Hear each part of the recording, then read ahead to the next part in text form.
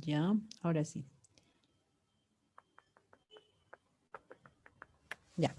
A ver, muy buenas noches, queridos maestros y maestras. Vamos a empezar la semana anterior y la tras anterior semana les había dicho vamos a ir resolviendo casos a la siguiente sesión, pues ahora hemos elaborado algunos casitos, pero que les va a permitir analizar un poco esto de los conocimientos pedagógicos en educación inicial. Entonces, vamos a empezar. ¿No? Por ejemplo, en este caso que les estoy mostrando ahora, ¿no? Vamos a ir mirando un poco, recordando, ¿no? Lo que la vez pasada hemos trabajado, el área de personal social, ¿no? Y en personal social nosotros teníamos tres competencias básicamente, y estas competencias tenía que ver con la construcción de la identidad, donde el niño tenía que movilizar dos capacidades, lo que era, se valora a sí mismo y autorregula sus emociones. Luego venía la competencia convive y participa democráticamente en la búsqueda del bien común. Y ahí tenía que ir movilizando tres capacidades, ¿no? Uno que interactúa con las personas, otro que construye sus normas y asume sus acuerdos, inclusive leyes, y finalmente participa en acciones que promueven el bienestar común. Y nuestra tercera competencia era referida a la construcción de la identidad, pero como persona amada por Dios, digna, libre y trascendente, comprendiendo la doctrina de su propia religión, abierto al diálogo con las que le son cercanas. Entonces, en realidad, ¿no? Estas tres competencias nos permiten ver un poco la relación de lo que tiene el niño, ¿no? Con las personas que lo rodean, ¿no? Y con ese ser supremo que él considera, ¿no? Que lo acompaña también, que es Dios. Sin embargo, las personas que creen en otras religiones, no sé si está bien lo que estoy hablando, ¿no? También considera, ¿no? Es libre de considerar esta competencia. Bueno, para un poco ir recordando, ¿no? Hemos ido observando algunos desempeños, hemos ido analizando un poco el estándar, hemos ido haciendo lo que es la relación entre la competencia, las capacidades, el estándar, ¿no es cierto? Y sus desempeños, ¿no? Eso hemos ido haciendo la anterior clase. ¿Para qué nos ha servido? Pues ahora tenemos que hacer un análisis, ¿ya? Un análisis de lo que involucra, ¿no es cierto?, este área. Entonces, para eso, vamos a leer este caso donde dice, los niños del aula de 5 años se están lavando las manos. En este contexto, la docente observa que cuando terminan de asearse, algunos niños dejan el caño abierto. Ante ello, la docente busca que los niños comprendan la importancia de cuidar el agua. ¿Cuál de las siguientes acciones es más pertinente para este propósito? Ya, mira, si nosotros hacemos un análisis de esta pregunta, de este caso, ¿no es cierto? Son niños de 5 años, ¿ya? Y la acción que están realizando es el lavado de manos. Si yo escucho eso frente al currículum, ¿a cuál de las competencias se está relacionando? Hemos dicho identidad, o se está relacionando con convivencia, ¿no? Y participa democráticamente en el bienestar del bien común, o con la convivencia, perdón, o con la construcción de la identidad como persona humana, amada por Dios. Entonces yo automáticamente veo acá, la acción es lavado de manos y eso está relacionado con una de las competencias. Entonces voy analizando, ¿ya? En ese contexto, la docente observa que cuando terminan de asearse, mira, ahí también me está dando otro tema, ¿no es cierto?, referido al lavado de manos, al aseo. Entonces, yo automáticamente voy pensando frente a qué competencia se refiere, a ver si me van ayudando a través del chat, ¿ya?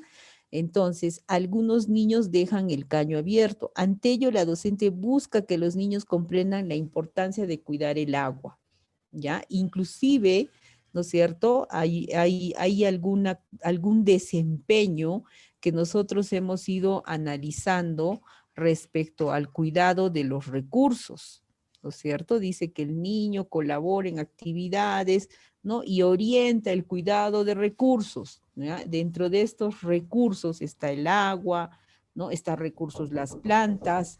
Entonces, vamos nosotros analizando un poco, ¿no? A ver, quisiera que ustedes me ayuden a ver, ¿ya? Pensando con cuál de las tres competencias está relacionado. A ver, les voy a dar un minutito para que puedan ustedes conversar.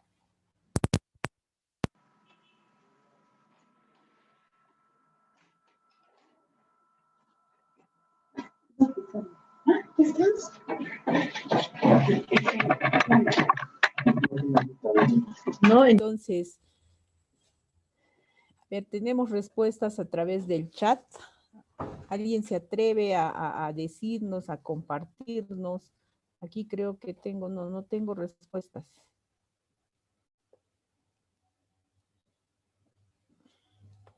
A ver, hemos ido hablando de la competencia, de las tres competencias del área de personal social, ¿no? ¿Con cuál estaría relacionada este tema del lavado de manos, ¿no? El aseo, ¿no? ¿En cuál estará? ¿Ya? Primero lo que yo hago es analizar la pregunta, ¿ya? Ahora dice, ¿cuál de estas siguientes acciones es más pertinente para ese propósito? Miren, para que yo hable de pertinencia, si no tengo claro la competencia, pues obvio me voy a ir a poder elegir cualquiera de estas tres alternativas que no sea claro. Entonces, yo les sugiero que hagamos un análisis. Miren, por ejemplo, yo les estoy diciendo, ¿cuál es la acción del niño que se está lavando las manos? ¿Ya está? Entonces, inclusive dice que los niños van a asearse, sin embargo, descuidan el caño y el agua sigue circulando, ¿no? Para este propósito yo debo estar seguro con qué competencia está relacionada. Automáticamente pienso, personal social, pero está dentro de identidad el cuidado, el lavado de manos, ¿no? Entonces yo voy viendo las capacidades donde dice interactúa con todas las personas, construye, perdón, ese es en identidad está que se valora y autorregula sus emociones. Dentro de esa competencia estará esta actividad, ¿no? Estoy analizando primero, ¿ya? O estará dentro de convivencia y participación, porque convivencia habla sobre que las personas interactúan, también construye normas, asume acuerdos, ¿no es cierto? Pero también participa en acciones que promuevan el bienestar común. Entonces, para yo dar respuesta a estas tres alternativas, por ejemplo, me dicen proponerles dramatizar lo sucedido. Mira, ¿no? La maestra dice, ¿cuál de las siguientes acciones es más pertinente?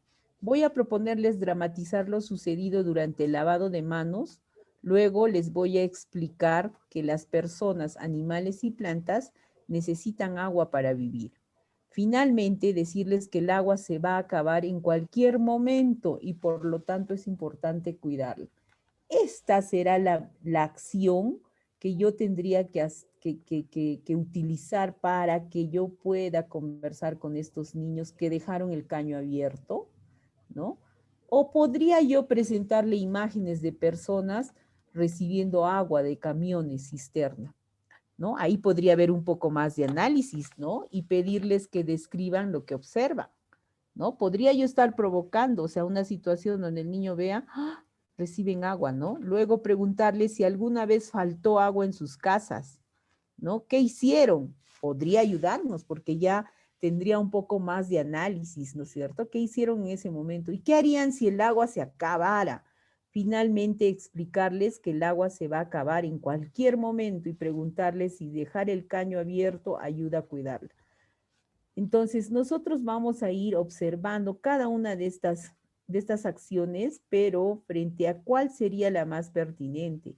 Por ejemplo, en la C dice, reunir a los niños en asamblea y decirles que ha observado que los caños quedan abiertos después del lavado de manos. Luego, indicarles que es responsabilidad de todos cuidar el agua Y para asegurar ello, incorporan la norma de convivencia, cerrar el caño después de usarlo. Finalmente, decirles que evaluarán el cumplimiento de esta norma diariamente. ¿Cuál de las tres acciones sería la más correcta? ¿No? Entonces, para nosotros poder resolver, vamos a ir analizando un poco lo que dice el currículum. Miren, ¿qué dice la competencia? Convive y participa democráticamente en la búsqueda del bien común. ¿Cuáles son pues esa búsqueda del bien común? ¿No? Miren, si nosotros nos situamos en un aula de clases, ¿cuál vendría a ser el bien común? Una mesa, una silla, el mismo aula, ¿no? Las paredes, el techo, ¿no? De lo que el niño va a usar, porque todos vamos a usar.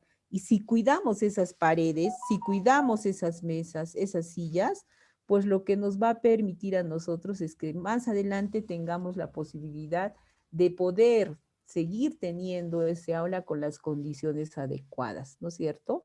Si nos citamos en el contexto, en el entorno natural, ¿no? ¿Qué cosas vienen a ser el bien común, ¿no? Entonces ahí va a salir el agua, va a salir también la tierra, ¿no? El sol, etcétera, ¿no? La energía solar, cómo nos proviene a nosotros también para nuestro bienestar, ¿no? Entonces, si yo me voy situando en diferentes espacios, hay acciones, hay objetos, acciones que se van a convertir en nuestro bien común, ¿ya? Entonces, el niño al convivir y al participar democráticamente tiene que tener claridad de este bien común. Entonces, cuando la maestra está observando que los niños dejan el agua correr, ella está analizando a través de esta competencia. Tengo que buscar el bien común para todos. ¿Cómo lo hago? ¿No? Entonces, ahí nos han dado tres casos o tres acciones y cuál de estas son las más pertinentes, ¿no? Entonces, miren cómo nosotros, ¿no? Vamos a ir analizando. Entonces, por ejemplo, esta competencia convive y participa democráticamente, tiene tres capacidades. Uno, donde el estudiante interactúa con todas las personas, ¿ya? El otro, donde asume normas, asume acuerdos, y el tercero, participa en acciones que promueven el bienestar común. Miren qué dice el estándar, ¿ah? Miren, convive y participa democráticamente cuando interactúa de manera respetuosa con sus compañeros desde su propia iniciativa. Entonces, nosotros al ver acá, lo que queremos es que los niños actúen con esa manera respetuosa con los compañeros, porque se supone que al dejar el agua caer, ¿no es cierto?, nos vamos a perjudicar. En ese escenario solo están los compañeros, ¿no? Entonces, vamos analizando. Sin embargo, también dice desde su propia iniciativa, ¿ya? Aquí no hay iniciativa, por eso es que la maestra, ¿no es cierto?, tiene que poner una acción, porque no hay iniciativa, ahorita no hay iniciativa, lo han dejado y punto, pero entonces la profesora está analizando, entonces, ¿cómo yo me acerco a ellos, pero de forma pertinente, ¿no? Entonces nos dan tres propuestas, ¿ya? Entonces, para analizar eso, vamos a seguir leyendo, ¿no? El estándar, dice, y se interesa por conocer más sobre las diferentes costumbres. No estoy hablando de costumbres, las características de las personas de su entorno inmediato, tampoco, ¿no? Participa y propone acuerdos, podría estar relacionado. Inclusive acá hay una acción donde nos está diciendo, perdón, nos está diciendo en esta acción que también podríamos reunirlos en asamblea, decirles que ha observado que los caños quedan abiertos. Luego les indicaré que es responsabilidad de todos cuidar el agua, ¿no es cierto? Entonces, mira cómo la maestra entonces va a incorporar una norma, ¿no? Y miren cómo el estándar nos dice, participa y propone acuerdos, normas de convivencia para el bien común, ¿no es cierto? ¿Cuál va a ser nuestro bien común? El poder solucionar este problema, que el agua no siga corriendo, ¿no es cierto? Ahora, realiza acciones con otros para el buen uso de espacios, materiales y recursos comunes. En realidad, aquí también como recurso común estaría el agua. Miren, Así se presenta esta competencia y este caso que nos están dando tiene relación con esta competencia. Para yo acercarme un poco más a lo que quiero de este caso, ¿no? Me voy a ver el desempeño. Y nosotros ya sabemos, o sea, como vamos trabajando con niños y usando el currículum, ya vamos reconociendo un poco más acerca de qué actuaciones debe tener el niño, ¿no es cierto? Cuando hablamos de un bien común, cuando decimos que va a participar democráticamente. Entonces, ¿qué sucede acá? Por ejemplo, nos muestran en 4 y 5 años que el niño tiene que participar en la construcción colectiva de acuerdos, de normas, basado en el respeto y el bienestar de todos, en situaciones que lo afectan o incomodan a él o en algunos de sus compañeros. Muestren las actividades que realiza, comportamientos de acuerdo con las normas de convivencia. Y miren, ¿no? Aquí dice, si yo le propongo dramatizar lo sucedido durante el lavado de manos, luego explicarles que las personas, animales necesitan agua para vivir, mira, ¿quién está interviniendo? La maestra, ¿no? Entonces, finalmente decirles que el agua se va a acabar. ¿Quién está dando a conocer? La maestra. O sea, ¿dónde está pues ese sujeto de acción como niño que tiene que él también interiorizar, poder conversar del tema de repente, poder analizar de repente, poder hasta hacer una reflexión de lo que está sucediendo, no se observa. Entonces, aquí sigue conduciendo la maestra. Al principio propone dramatizar, genial, pero miren cómo después lo toma a conducir el proceso. Entonces, esta respuesta no nos ayudaría. Ahora dice, presento imágenes de personas recibiendo agua de camiones cisterna. Y les pido que describan lo que observan. Genial, también es una acción que podría dar una reflexión, ¿no? Para los niños. Pero después dice luego preguntarles si alguna vez faltó agua en sus casas. ¿Qué hicieron en ese momento y qué harían si el agua se acabara? ¿No? Finalmente, ¿no es cierto? Explicarles que el agua se va a acabar en cualquier momento y preguntarles si dejar el caño abierto ayuda a cuidarla. O sea, acá también, en esta parte, nosotros ya vemos, o sea, hasta aquí la maestra trata de hacer un sujeto de acción, ¿no es cierto? Está tratando de respetar, ¿no? Motivando con las imágenes, o sea, sale lindo, pero después dice, ella empieza a explicarles que el agua se va a acabar, o sea, algunos van a salir desesperados, ¿no? Y todavía les dice, ¿no es cierto? Si dejas el caño abierto, ayudas a cuidarlo, o sea, podría darse un reto, pero sin embargo no hay una acción concreta, ¿no? Entonces, ninguna de estas dos acciones sería pertinente para este propósito. Sin embargo, en la tercera nos dice, reúne a los niños en asamblea y decirles que ha observado que los caños quedan abiertos después del lavado de manos. Luego les indica que es responsabilidad de todos. Ahí está el bien común, ¿no es cierto? Cuidar el agua, la responsabilidad de todos. Y para asegurar ello, ¿no es cierto? Mira, para que se asegure de ese proceso, lo que hace es incorporar normas de convivencia, ¿no? Entonces ahí se supone que con la ayuda de los niños cerrar el caño después de usarlo, ¿no? Entonces, finalmente decirles que evaluarán el cumplimiento de esa norma. O sea, miren la acción, es más suelta, es más dejando al niño de que él pueda tomar acciones, inclusive lo involucra, ¿no? Y no le da la respuesta como decir que se va a acabar el agua, que tienes que cerrar el caño, no, ¿no? Sino a través de esa norma y va a ir evaluando diariamente. Entonces el niño ya se siente con responsabilidad para poder respetar esa norma, ¿no? Aquí hablamos mucho del respeto y de lo que significa las normas de convivencia. ¿Y eso en qué área está? Perdón. En personal social, en la competencia convive y participa. El estándar nos está diciendo que este estudiante debe ser respetuoso, ¿no es cierto? Igual para convivir, va a realizar sus normas, va a aprender a tomar acuerdos, ¿no? Y hay un desempeño que exclusivamente observa esa actuación cuando este niño participa en la construcción de estos acuerdos, basados en el respeto. Entonces, nuestra respuesta correcta ¿no? Nuestra acción pertinente tiene que ver con reunir a los niños en asamblea y dejar pues que ellos puedan practicar, claro, practicar estas normas de convivencia. Por eso hemos ido estudiando la semana anterior, ¿no es cierto?, un poco de lo que es el área de personal social. ¿Alguna pregunta hasta aquí?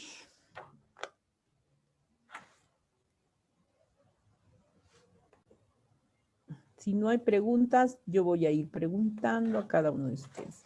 Me gustaría que me ayuden aquí para poder seguir analizando estas casuísticas frente a este área que hemos trabajado la semana pasada, que fue el área de personal social.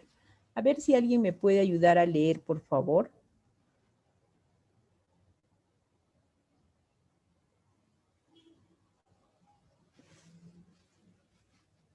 Maestras, maestros, ¿me están escuchando o de repente no me están escuchando?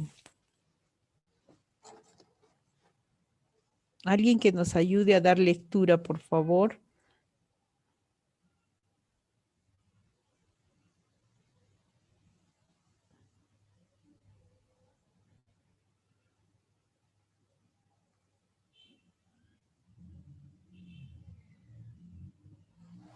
¿Nadie quiere leer? Maestros, ¿están ahí? ¿O no hay audios? A ver. Profe Janet, ¿nos puede ayudar?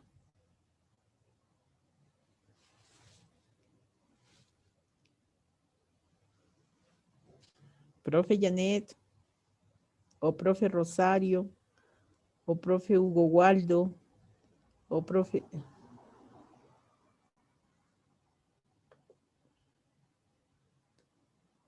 Nadie, profe Irene. Bueno, yo voy a continuar.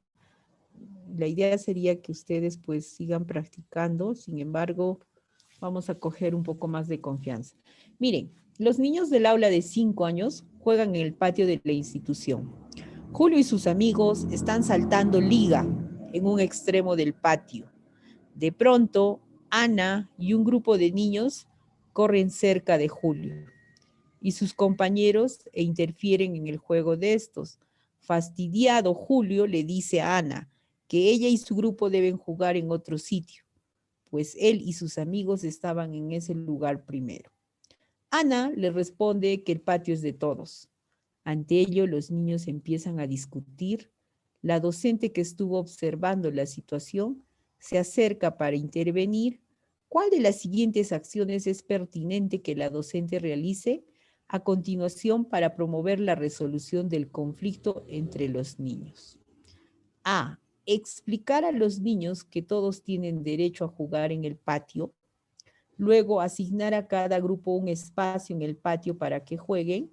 Finalmente, pedir a ambos grupos que se amisten.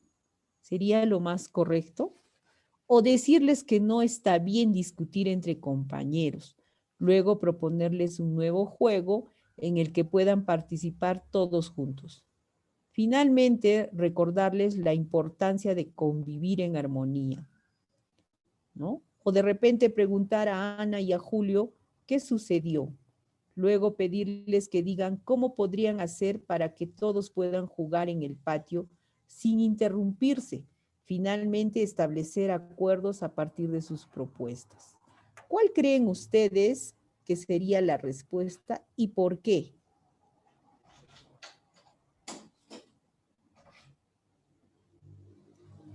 A ver, si no quieren hablar, si ahora están un poco tímidos, podrían ustedes escribir por el chat, ¿no? Para ayudarme también y yo dar lectura. A ver, ¿cuál sería la respuesta correcta frente a este caso, a esta acción? Miren que esta pregunta o estas preguntas que vamos a dar lectura son preguntas que han venido en la evaluación de nombramiento, ¿no? Y lo que yo quiero es un poco que ustedes se aseguren, ¿no es cierto? Y tengan la certeza cuando vayan a resolver, porque usualmente analizando las pruebas, resulta que algunas de estas preguntas se vuelven a dar, pero en escenarios diferentes. Compruébenlo el 2018, 19, ¿no es cierto? Las preguntas están en la misma lógica, solo cambia algunos escenarios. Entonces, la idea es ir practicando frente a estas preguntas, ¿ya? Y miren cómo yo voy analizando un poco este trabajo. Dice, los niños del aula juegan en el patio. Julio y sus amigos están saltando liga en un extremo. De pronto, Ana y un grupo de niños corren cerca de Julio y sus compañeros e interfieren en el juego. Automáticamente ahí vamos a ver un poco de fricciones entre los compañeros, ¿no? Entonces, tú al saber esto, tú ya estás pensando en tus áreas curriculares y en tus competencias, ¿a cuál se estaría refiriendo? Al toque, ¿no? O sea, ya está, interfiere, uy, va a haber lío, va a haber conflictos, pucha. Ah, esto, ¿dónde lo estoy mirando? A ver, en qué competencia? Puede ser personal social, ya, hasta ahí estoy. Pero fastidiado Julio le dice a Ana que ella y su grupo deben jugar en otro sitio, pues él y sus amigos estaban en ese lugar primero. Ana le responde que el patio es de todos. Mira, Ana le responde que el patio es de todos. Obvio, ¿no es cierto? En el área de personal social tenemos una competencia donde dice convive y participa democráticamente en la búsqueda del bien común. Y el patio viene a ser un bien común para todos. Y eso es lo que dice Ana. Ante ello, los niños empiezan a discutir, ¿no es cierto? Y cuando hay una discusión, ¿qué debe hacer el maestro? ¿No? ¿Qué debe hacer? ¿No? Entonces, eso es una oportunidad para que nosotros podamos ir planteando una acción referida a esa buena convivencia, por eso se relaciona con esa competencia, ¿no es cierto? Y cuando hablamos de discutir, automáticamente nosotros decimos, ¿no? Tenemos que trabajar pues normas de convivencia, porque aquí está habiendo algunas discusiones, ¿no? Sin embargo, dice, ante ello, los niños empiezan a discutir. La docente que estuvo observando la situación se acerca para intervenir, ¿no? Es correcto. Así debemos ser. Los maestros nos acercamos. Entonces, ¿qué debía decir la maestra? ¿No? Explicar a los niños que todos tienen derecho a jugar en el patio, luego asignar a cada grupo un espacio en el patio para que jueguen. Esta sería una acción mal dada. ¿Por qué? Porque la maestra está interfiriendo en una solución que podría darse a través de los niños. Ahora, si yo quiero intervenir, lo voy a hacer, pero no, pues, o sea, todos tienen derecho a juego, ahora tú en un lado y yo en el otro. O sea, yo estaría reforzando, ¿no es cierto?, esa mala conducta de los estudiantes sin darle una solución. Simplemente lo que he hecho es separarlos, ¿no es cierto? Y todavía al final ya amistúense, tengan que solucionar el problema. Antes actuábamos así, ¿no? Nosotros interveníamos ya, todos calladitos, todos solucionan, cada uno juega en tal lugar y punto. Esa actitud no es la que nos corresponde a nosotros, ¿no? Desde esa posición. Ahora, decirles que no está bien. Mira, acá la maestra o el maestro sale con esta posición de que no está bien discutir entre compañeros. Luego proponerles un nuevo juego en el que puedan participar todos juntos. Genial, pero si hay un rencoroso dentro del grupo, como puede ser Ana y Julio, de repente no se van a poner de acuerdo, ¿no es cierto? Finalmente, recordarles la importancia de convivir en armonía. No sé si ayude esta acción, pero la veo un poco nada motivadora, nada de acción. Miren que el currículum en convivencia dice participa, participa, ¿no? Entonces, a ver, aquí dice preguntar a Ana y a Julio qué sucedió, ¿no? O sea, la maestra primero, antes de decirle lo que van a hacer, ella analiza la situación, pregunta a Ana y Julio qué sucedió. Luego pedirles que digan cómo podrían hacer para que todos puedan jugar en el patio sin interrumpirse. Mira, se los está devolviendo a los estudiantes a través de esa pregunta para que ellos puedan darnos respuesta. Finalmente establecen acuerdos a partir de su propuesta. Y estos acuerdos están referidos a la construcción, acá dice colectiva, de acuerdos, ¿no es cierto? Entonces, nuestra tercera, perdón, la segunda, la tercera acción que hace es la más pertinente para la docente. Entonces, cuando ustedes vean este tipo de preguntas, traten de analizar, ¿no es cierto?, frase por frase, porque mira, en un primer momento puede darse una situación buena. Dice, explicar a los niños que todos tienen derecho a jugar en el patio. Hasta ahí estamos hablando sobre el bien común, ¿verdad? Luego, asignar a cada grupo un espacio. Ahí ya lo malogró. Entonces, yo ya tengo acá desechando esta alternativa porque ya no estamos en la acción de acompañar. Aquí tendríamos que estar en la acción de conducir el proceso. Ya no estamos acompañando. Igual aquí, ¿no? Decirles que no está bien discutir entre compañeros. Ya, podría ayudar. Luego proponerles un nuevo juego. O sea, ya interfirió, o sea, la maestra. O sea, ¿qué importa lo que se están peleando? Porque yo quiero darle una solución. O sea, ¿no? Entonces tampoco, ¿no? Por eso hay que ir leyendo párrafo por, perdón, ¿cómo se llama? Mensaje por mensaje, ¿no? Analizando para que nosotros podamos tener, ¿no es cierto?, una respuesta acertada, ¿no? En cambio aquí ya, ¿quién construye el aprendizaje? ¿Quién es el protagonista? El estudiante, pues entonces en función a eso también voy a ir analizando los casos. Entonces, vayamos al siguiente caso. ¿Alguien quiere leer? ¿Alguien quiere leer?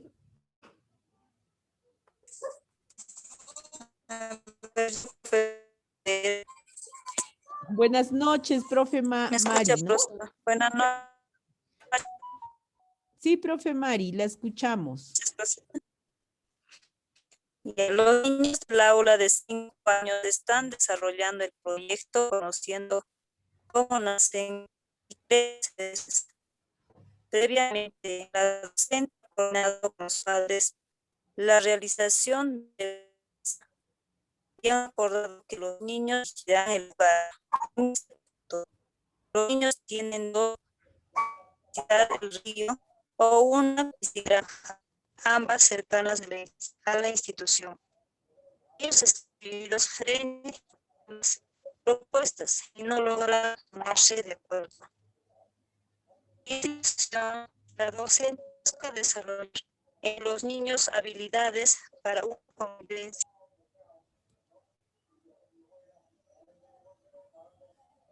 Profe Mari, creo que está mal su internet o es el mío. ¿Me escuchan, maestros? ¿O la han escuchado a la profe que estaba un poquito mal su internet? ¿O soy yo nomás la que le estaba escuchando? Profes. Sí, se fue en internet, profesora, disculpa. Ah, ya mamita, sí es entonces el internet. Está bien, gracias mamita. Vamos a continuar con lo que usted estaba leyendo, ¿sí? A ver, miren, los niños del aula de 5 años están desarrollando un proyecto, conociendo cómo nacen y crecen los peces. Ya, previamente la docente ha coordinado con los padres la realización de una visita y han acordado que los niños elegirán el lugar. En ese punto, los niños tienen dos propuestas. Una, visitar el río o una piscigranja, ambas cercanas a la I. Ellos están divididos frente a ambas propuestas y no logran ponerse de acuerdo. ¿Ok? En esa situación, la docente busca desarrollar en los niños habilidades para una convivencia democrática. Mira, ya me están saliendo palabras que me puede ayudar un poco a mirar más de cerca lo que podría ser la respuesta. Aquí, ¿no es cierto? No se están poniendo de acuerdo. Y hay otra palabra, una convivencia democrática. ¿Cuál de las siguientes intervenciones es más pertinente para este propósito? ¿Ya? Tienen que convivir democráticamente y eso también lo dice, ¿no es cierto?, el área de personal social. Convive y participa democráticamente. Sigo en la segunda competencia. Entonces, dice, la maestra dice, a ver, decir, niños, ¿qué les parece si hacemos un sorteo para decidir a dónde iremos? Después del sorteo, todos debemos aceptar la propuesta ganadora. ¿Será la respuesta? A ver, maestros, vamos analizando, ¿ah? ¿Ya? Otro dice, niños, como no se ponen de acuerdo, me apena decirles que yo tomaré la decisión por ustedes. Elegiré, dice, elegiré el lugar que visitaremos y deberán aceptar mi decisión. ¿Creen que pueda ser correcto esto como maestros? ¿No? O decir, niños, les propongo que salgan voluntarios de cada propuesta para que nos digan por qué el lugar que proponen visitar es mejor para lo que queremos aprender. Luego votaremos. ¿Cuál de estas intervenciones es la más pertinente? ¿Cuál creen ustedes? A ver, quiero que me den, yo voy a ir resolviendo así como de antes, analizando, ¿no? Las situaciones. A ver, ¿cuál creen ustedes? Esos niños de 5 años han coordinado su salida y tienen que elegir el lugar a donde van a ir, ¿no es cierto? Ellos tienen dos propuestas, ¿no? Pero ellos están divididos porque, o sea, tengo la mitad que quiere ambas propuestas y no logran ponerse de acuerdo, ¿no? Entonces, ¿cuál de las intervenciones tiene que dar la maestra? Pero acá te está diciendo, quiero que convivan democráticamente. Entonces, ¿cuál va a ser el mejor acuerdo que va a tener la maestra? A ver, acuérdense, o sea, decir niños, ¿qué les parece si hacemos un sorteo para decidir a dónde iremos? ¿Sería lo correcto en una convivencia democrática? ¿No? Después del sorteo, todos debemos aceptar la propuesta ganadora. ¿Eso será una convivencia democrática? ¿No? ¿Qué es una convivencia democrática, maestros? O sea, ahí vayamos analizando. Aquí en el chat nos dice la respuesta es la C. ¿Por qué será la respuesta la C? Porque definitivamente la maestra está dando que actúe más el niño, ¿no es cierto? Que sea ese niño protagonista de ese proceso.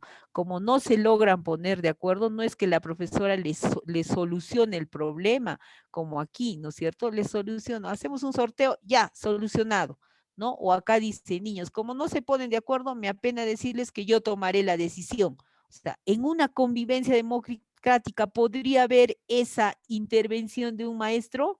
No, tiene razón usted, maestro, que acaba de darme la respuesta en el chat de la C, Mari, la maestra Mari, ¿no es cierto? Porque la maestra está dando a que los niños, ¿no es cierto?, puedan tomar, o sea, seguir, o sea, no podemos encapricharnos con lo que yo decido, yo propongo, ¿no? La maestra lo que hace es proponer que salgan voluntarios de cada propuesta para que nos digan por qué lugar, o sea, lo sustentan, ¿no es cierto? ¿No es cierto? Y en función a eso vamos a hacer votación. Aquí también dice, ¿no? Después todos hacemos un sorteo, pero no, pues, o sea, para una convivencia democrática, la idea, ¿no es cierto?, es que ellos puedan analizar, reflexionar sobre la situación que viven, ¿no? Entonces, de esa forma nosotros vamos dando y vamos teniendo la respuesta correcta, ¿ya? Si alguien quiere preguntar, si alguien quiere compartir algo, nomás me menciona y yo les voy escuchando, ¿ya? Y también les voy ayudando. Aquí hay otra casuística, ¿ya? Vamos a ir así analizando frente a lo que significa cada uno de los temas que van apareciendo, ¿ya? Seguimos con el área de personal social. Hemos ido hablando de esa identidad, ¿no? Y la identidad es donde el niño pueda reconocerse, ¿no? Reconocer sus características, pueda plantearnos sus necesidades, ¿no? Entonces, en función a eso, nosotros vamos a ir mirando. Sin embargo, para que, ¿no es cierto?, se dé esta competencia, también nace a la luz la autonomía, ¿no? Entonces, este caso tiene una relación frente a esto, ¿no? Dice, Piero de 3 años está resfriado. Para limpiarse la nariz, constantemente le pide ayuda a la docente. Mira, Piero le pide ayuda a la docente. Ante ello, la docente busca que él aprenda a limpiarse la nariz autónomamente, ¿ya? ¿Cuál de las siguientes acciones es más pertinente para este propósito? ¿qué es la autonomía? Les voy a hacer un poquito de recuerdo para que no se equivoquen en la respuesta. La autonomía, dice, es la capacidad que los alumnos adquieren a lo largo de su proceso de aprendizaje, ¿no? Para que puedan realizar por sí mismos, por sí solos, todas aquellas tareas que se les encomienda en el aula, ¿ya?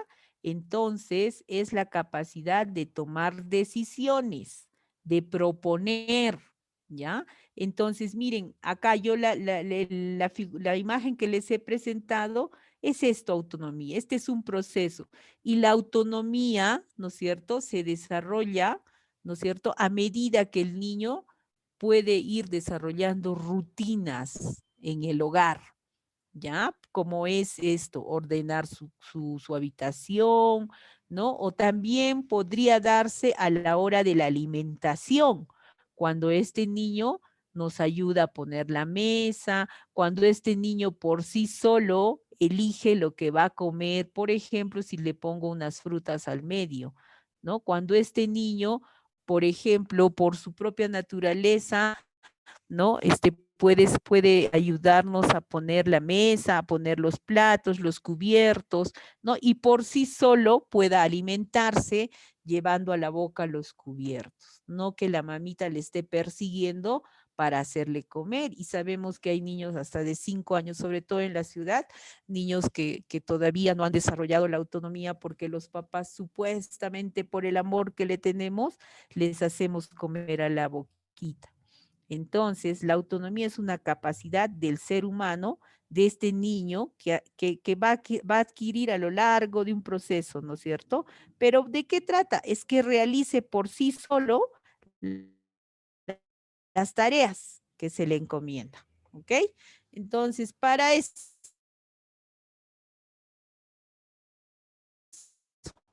¿qué está haciendo? Como este niño estará en este proceso de desarrollo de la autonomía, hasta aquí no, pero la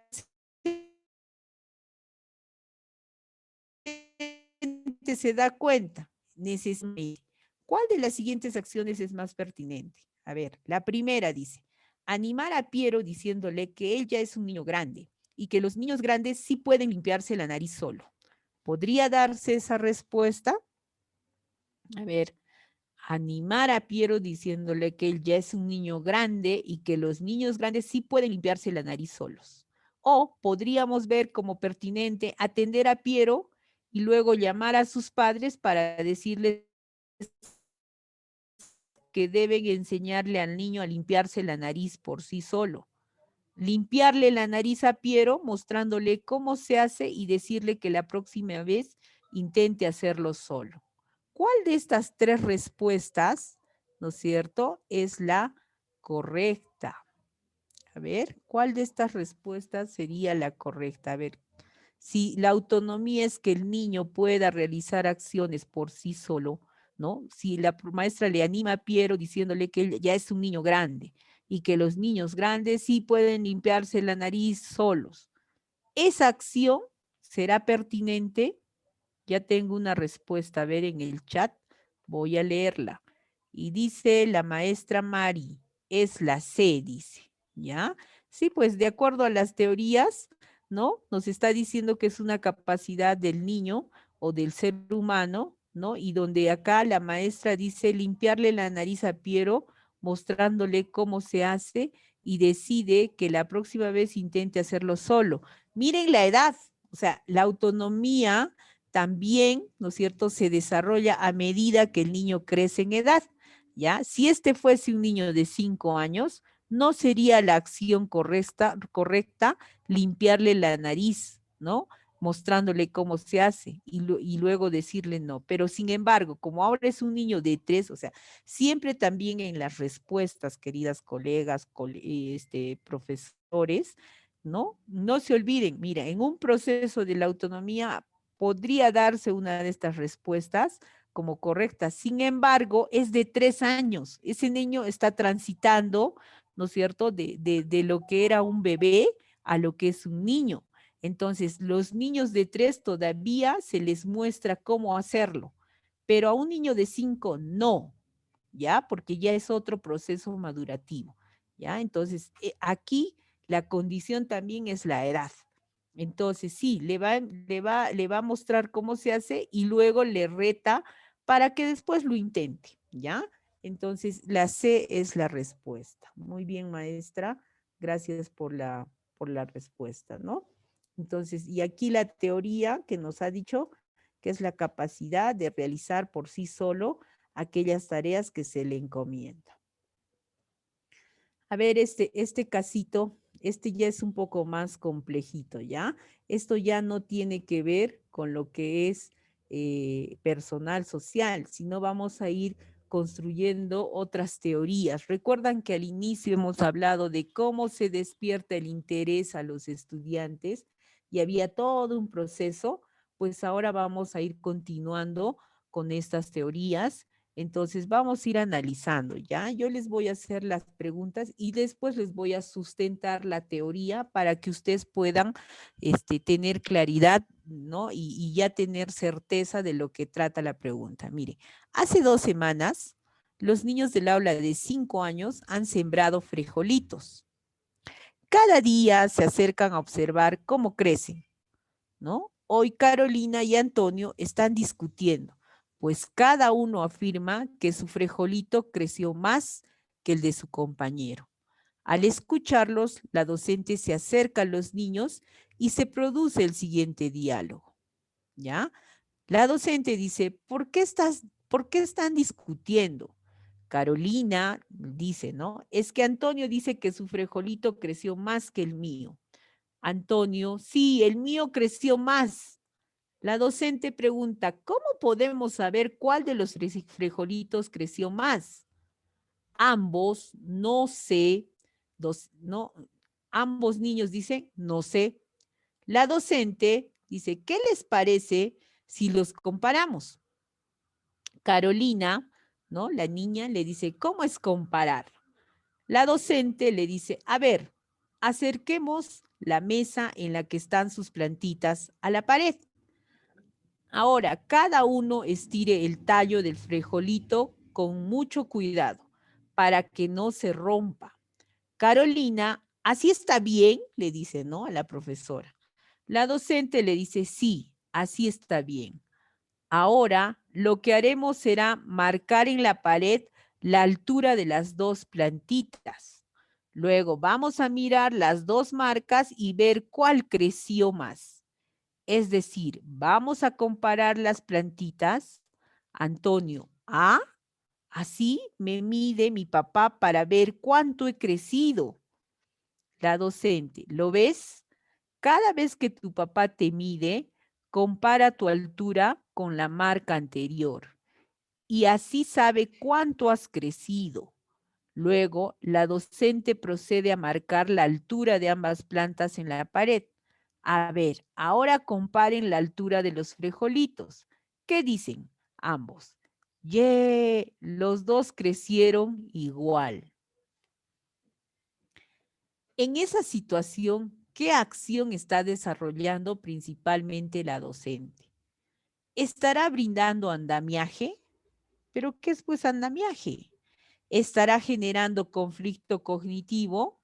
¿Qué es conflicto cognitivo? ¿O estará promoviendo la transferencia de los aprendizajes?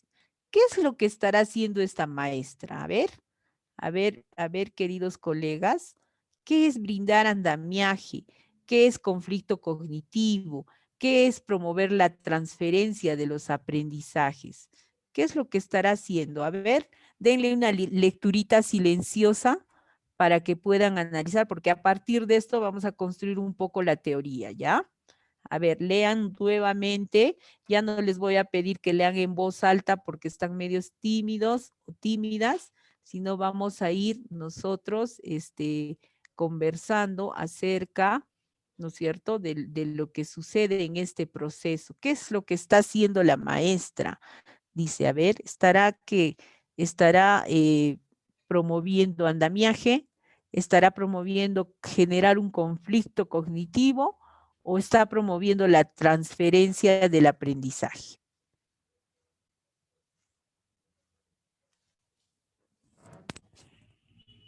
Percy, ¿por qué no haces chocolate? Ahí, papá, ahí.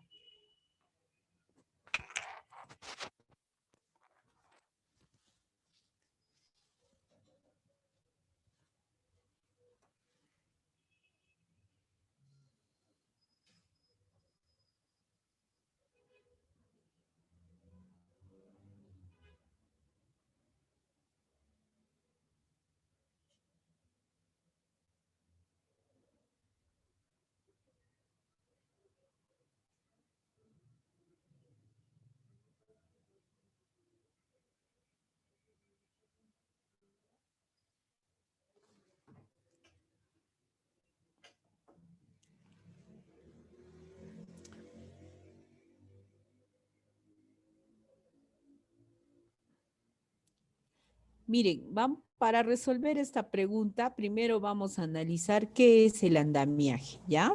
Miren, ahí dice el andamiaje, una situación de interacción, ¿ya? ¿Quién interactúa? Entre un sujeto de mayor experiencia y otro de menor experiencia. Si fuese el andamiaje en esta casuística, ¿quién sería el sujeto de mayor experiencia? ¿Y quién sería el sujeto de menor experiencia?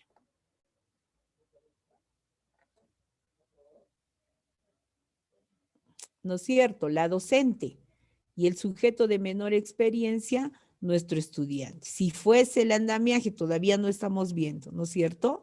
Y otro de menor, en la que el objetivo es el de transformar al novato en experto. Ese proceso se estará viendo en esta situación. Habrá un proceso que la maestra quiere transformar al niño para que al final pues él tenga, ¿no es cierto?, se vuelva experto en la situación que le estamos planteando, ¿no? Acerca de quién tiene, qué frijolito ha crecido más, ¿no? Vamos a ir analizando, ¿ya? Entonces, es una interacción entre un sujeto de mayor experiencia y otro de menor experiencia, ¿no? Y el objetivo es transformar al niño, transformar el conocimiento de ese niño. En este caso, vamos a ver si sea andamiaje.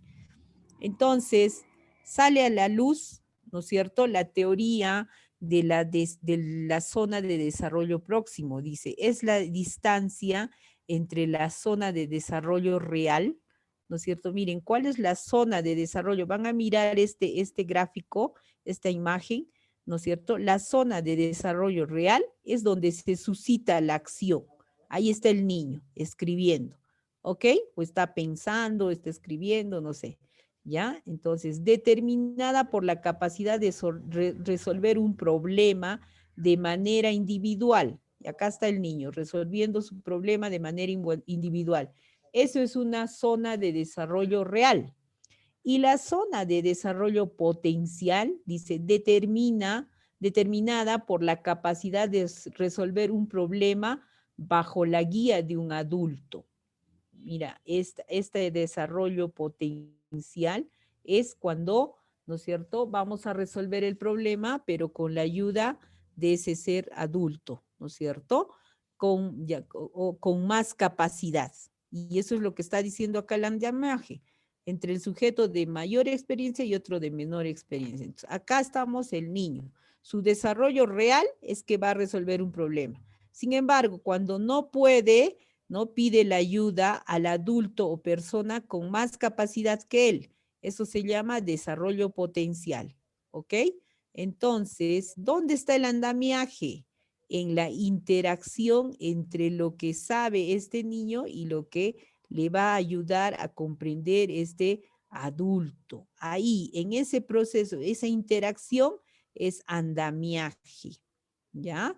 Entonces, aquí en esta situación se estará produciendo andamiaje a través de esta acción. No sé, vamos a seguir analizando, ¿ya? Entonces, ¿qué dice sobre el andamiaje? ¿Ya?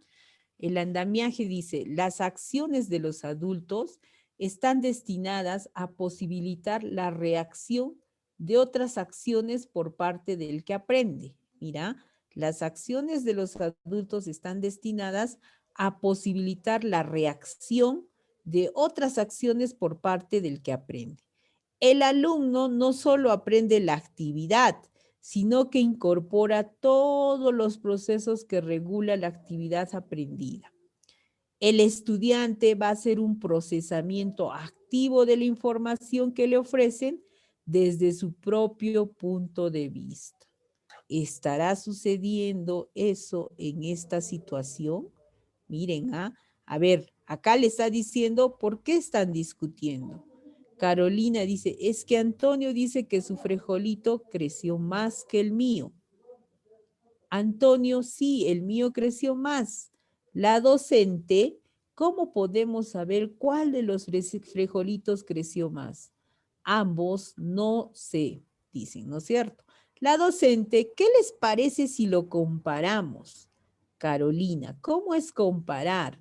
La docente dice, a ver, acerquemos la mesa en la que están sus plantitas a la pared. Ahora, cada uno estire el tallo del frijolito con mucho cuidado. Mi pregunta es, ¿la maestra ha dado la respuesta de frente o está suscitándose todo un proceso para que estos niños, al usar la comparación, se está viendo todo un proceso donde el adulto es la que está generando la mediación del proceso, ¿no es cierto? Y al final quien descubre, ¿no es cierto?, quién es más o quién creció más que el otro, pues al final los dos se sienten felices porque descubrieron que ambos frijolitos tenían el mismo tamaño. Para que se dé todo eso, ¿quién ha estado a la luz de todo? Es la docente. Entonces la pregunta es, en esta situación, ¿qué acción se está desarrollando? ¿Brindar andamiaje, generar conflicto o promover transferencia de aprendizajes? Para que yo dé respuesta tengo que estar claridad qué es andamiaje, ¿no es cierto? O qué es conflicto cognitivo. Ahora brindar vamos. andamiaje. Sí, profe Linda. La A, sería La A. la A sería la respuesta, claro. Ya. Está O, interactuando el docente con está están interactuando el interactuando adulto, que es el docente, con con el el niño, ¿no niño. es cierto? Podría darse, pero Así vamos a es. analizar un poco también qué es, cómo se genera un conflicto cognitivo y cómo se promueve una transferencia, ¿ya? Podríamos ir viendo, hasta el momento puedo ver qué es el andamiaje de acuerdo a este proceso. Acá dice, ¿no? Este niño intenta resolver, pero no puede, pide ayuda o interacción con ese adulto, con esa persona con más capacidad y eso se está dando, ¿no? En el proceso. Sin embargo, ¿no es cierto? Ahí nos sale a la luz cuál es la acción del adulto, cuál es la acción del alumno, ¿no es cierto? Y al final este estudiante tiene que procesar la información que se le ofrece, pero desde su punto de vista. Y ellos han comprobado a través de medir, de comparar esas plantitas. Entonces, por ahí nos da la respuesta que podría ser el andamiaje, ¿no? Sin embargo, ¿cuál sería el rol del maestro? Dice, ¿ya? Vamos a ir conociendo un poco más el rol del maestro cuando se suscita el andamiaje.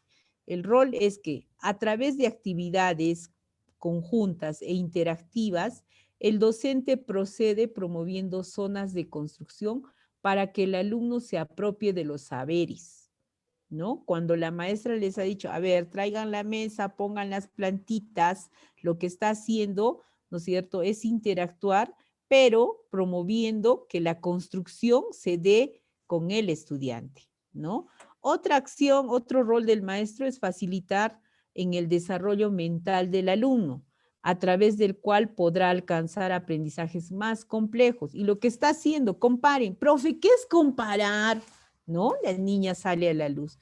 Entonces, la maestra también como rol, cuando se suscita el andamiaje, te conviertes en mediador esencial entre el saber sociocultural y los procesos de apropiación de los alumnos.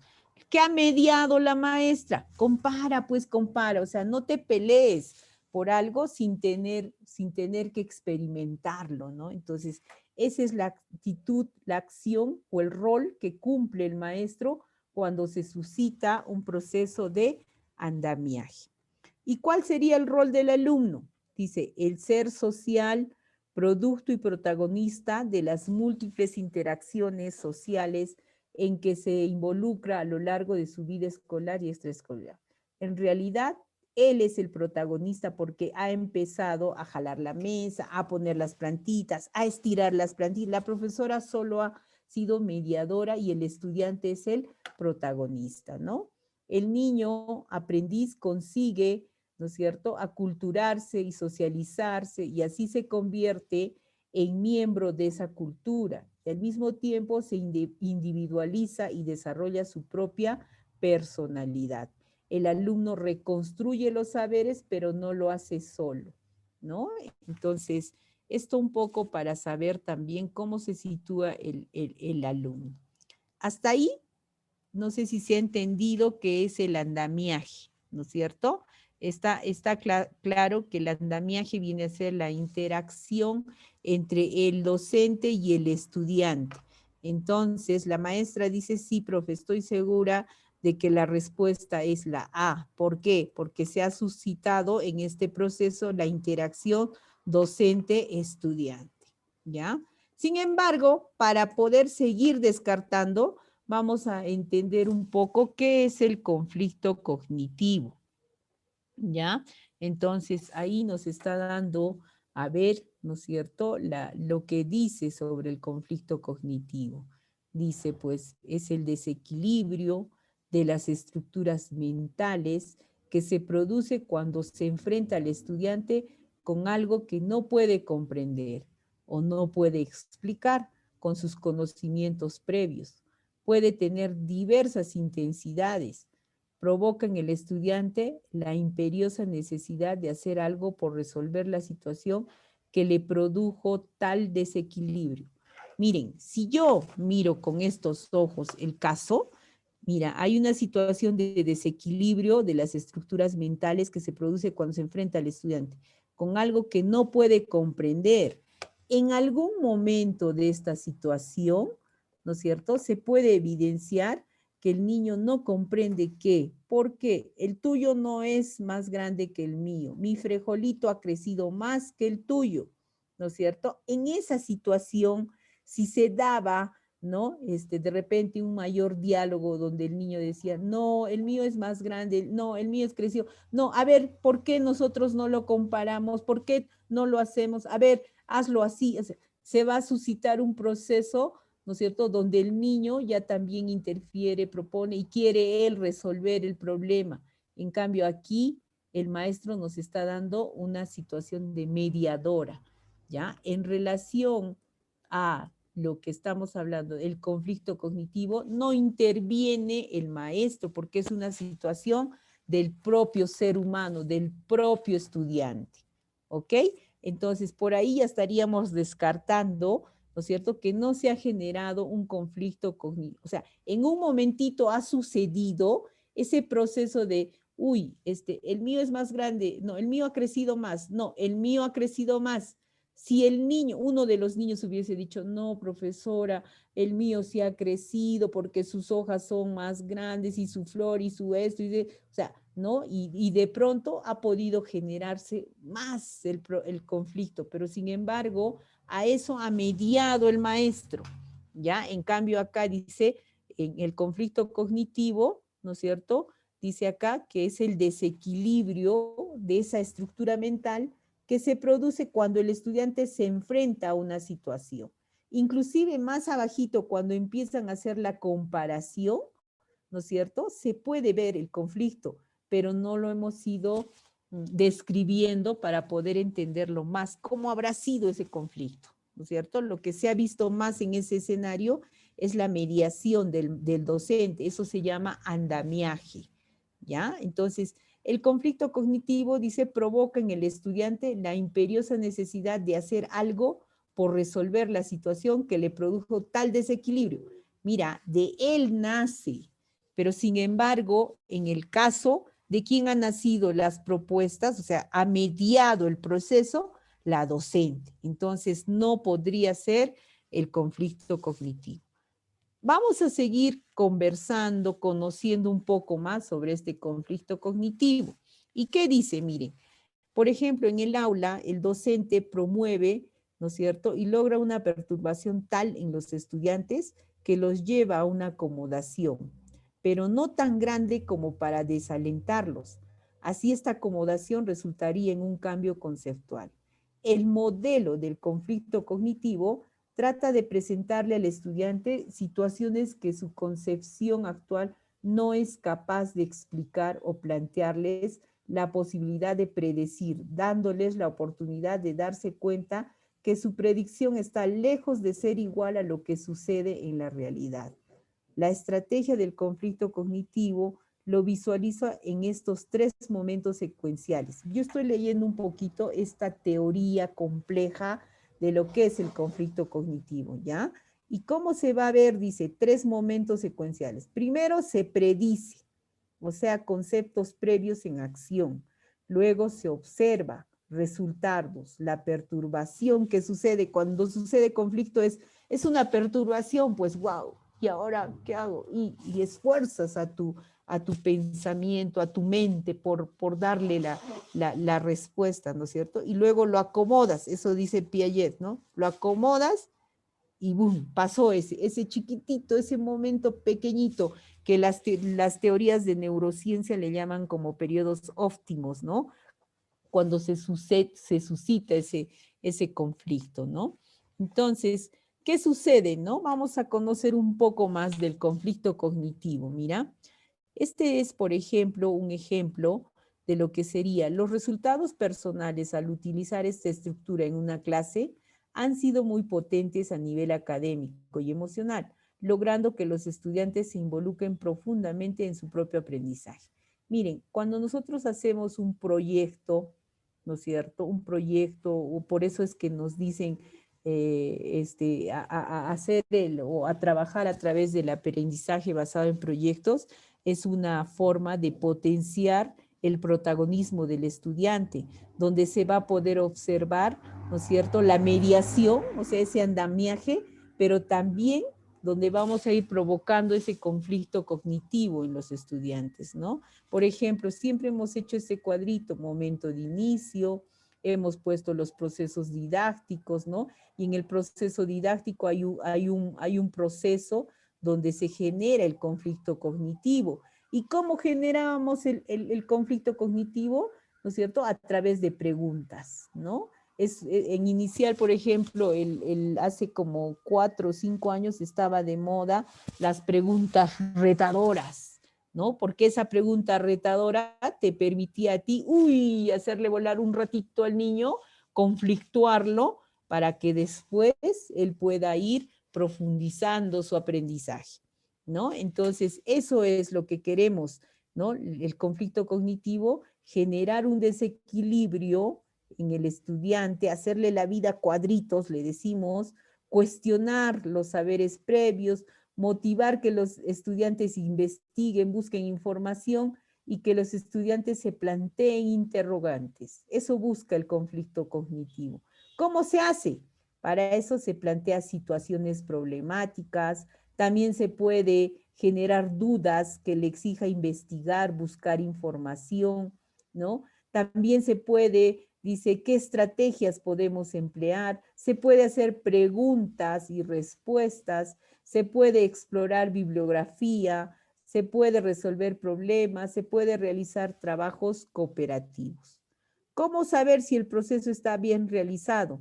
Pretender que los estudiantes aprendan respetando sus estilos de aprendizaje. Los estudiantes asumen el reto, los estudiantes están viendo una situación problemática, las estrategias generan en los estudiantes el deseo, ¿no?, de buscar información, de solucionar el problema. Entonces, ese es un poco, ¿no?, el análisis de lo que significa el conflicto cognitivo. Usualmente yo, para poderme plantear este proceso con los niños, les voy a comentar un poquito cómo lo hago, ¿no es cierto? Yo trabajo en función a provocaciones.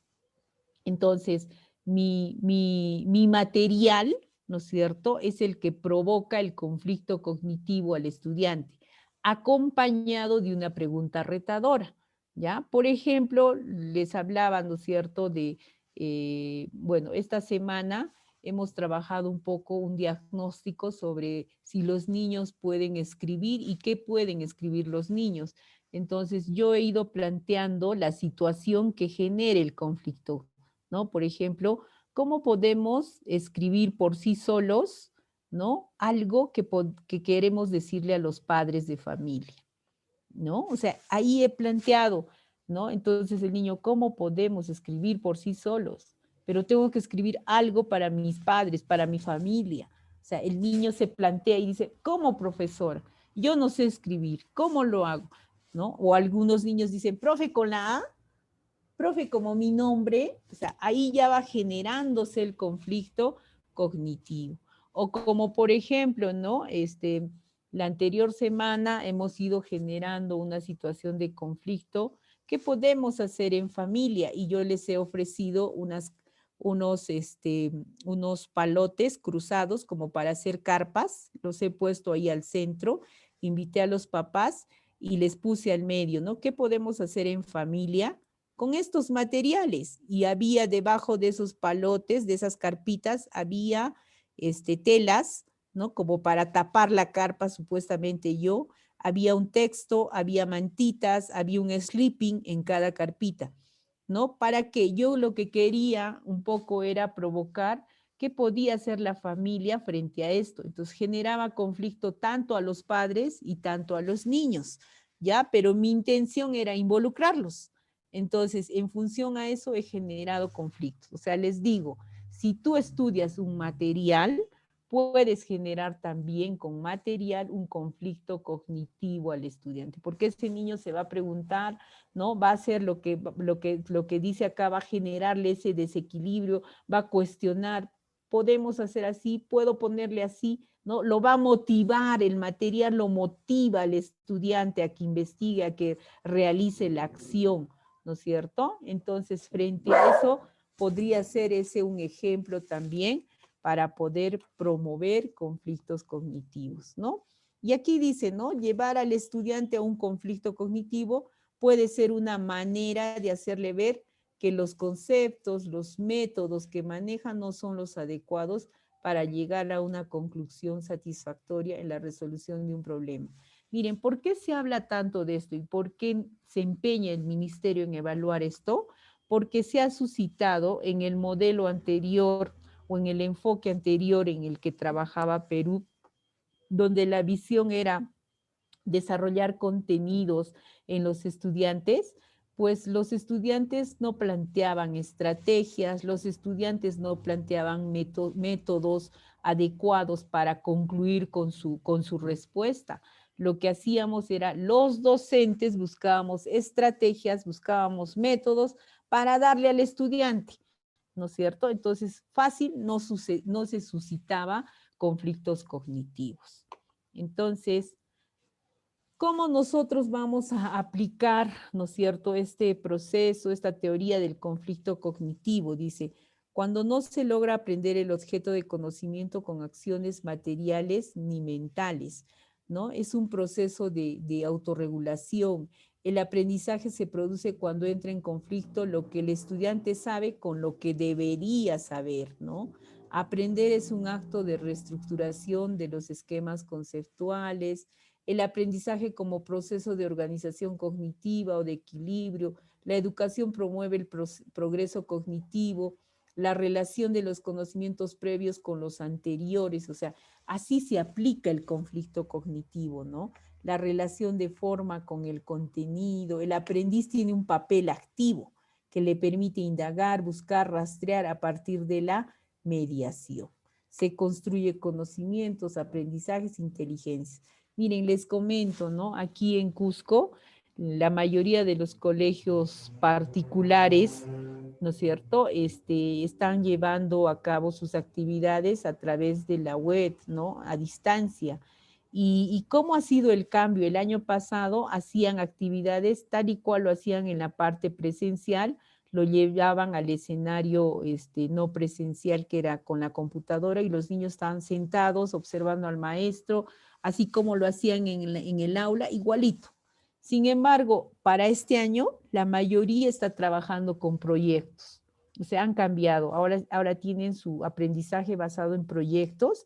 ¿Y qué es lo que se está viendo? Este proceso de cómo se genera el conflicto cognitivo, cómo se desarrolla el andamiaje por el docente cuando acompaña, cuando es mediador, ¿no? En el proceso, y se está suscitando, pues, este aprendizaje como un proceso de reorganización cognitiva, como un proceso donde el niño, ¿no es cierto?, o el estudiante se convierte en un aprendiz, ¿no? Pero que le permite indagar, buscar, rastrear, ¿no? Yo recogía, por ejemplo, respuestas de mis sobrinos y decían, el colegio está chévere, tía, porque es que ahora las clases son activas, tía, ahora nos buscan, mira, ahora tengo que hacer un trabajo de investigación sobre este tema, mira, tengo que construir una casa y tengo que usar las medidas que la pared tiene que ser, no sé, o sea, cuestiones así,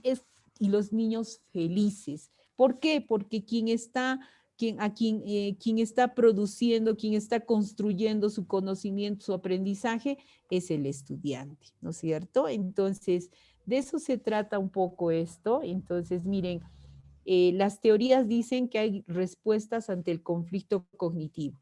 Dice, existen dos respuestas posibles ante el conflicto cognitivo. Una puede ser no adaptativa y otra puede ser adaptativa. ¿Qué significa la no adaptativa? ¿No? Donde se abandona el esfuerzo por aprender y no se cambian los esquemas, ¿ya? Pero también la adaptativa toma de conciencia de la perturbación del estímulo e intento por resolverla. El tipo de respuesta es determinada por la motivación, ¿no? Por el logro. O sea, sí va a haber conflicto cognitivo, pero, ¿no es cierto?, puede llegar a ser no adaptativa. O sea, donde el estudiante pueda aprender, pero aprende lo mismo, como lo que se suscitaba, ¿no? Por ejemplo, copien la página tal, ¿no es cierto? Les voy a dar 10 minutos a ver, copien, ¿no? Y el estudiante solo tenía que copiar. Entonces se da un conflicto no adaptativo, una respuesta a este conflicto, pero de forma no adaptativa.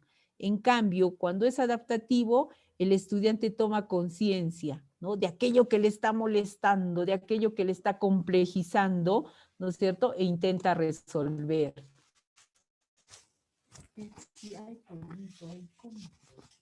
Entonces, el tipo de respuesta está determinado por la motivación, ¿ya? Por eso, maestros, en inicial, si quieres generar conflicto cognitivo, prepara un material que le permita al estudiante poder desarrollar, ¿no?, poder lograr ese conocimiento a partir de su protagonismo, ¿ya? En inicial es básico el material y sobre todo el material concreto, ¿no? Porque el niño pues está en un desarrollo sensorial y necesita tocar, necesita oler, ¿no?, necesita escuchar, ¿no? Entonces, de esa forma se genera el conflicto cognitivo.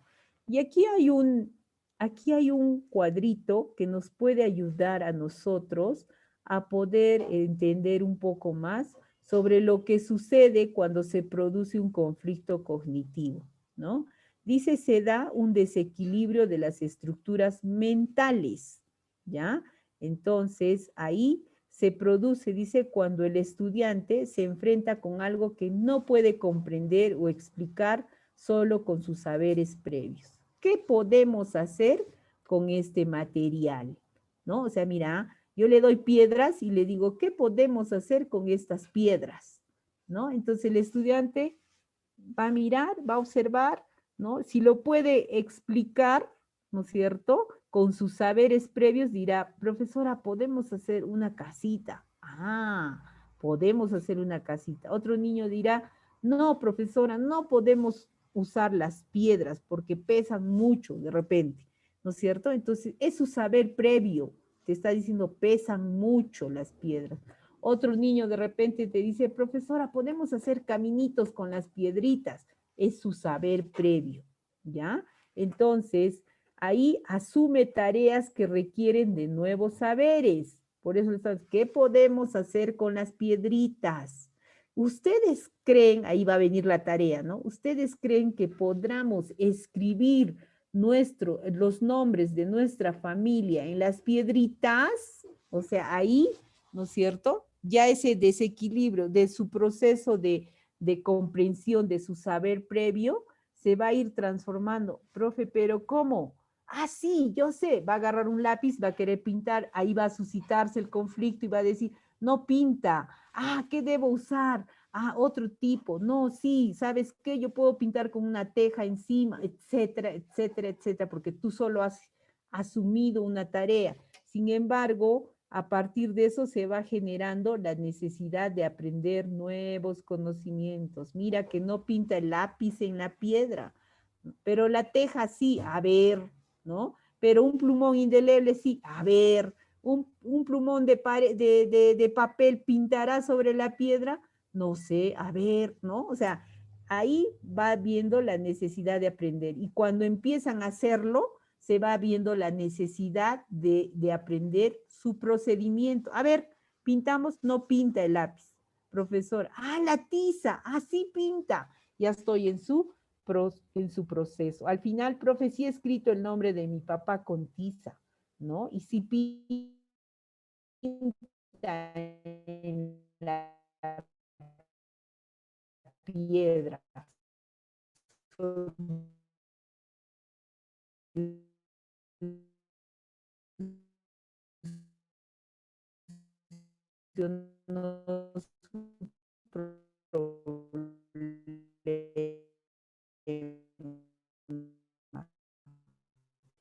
¿no? Entonces,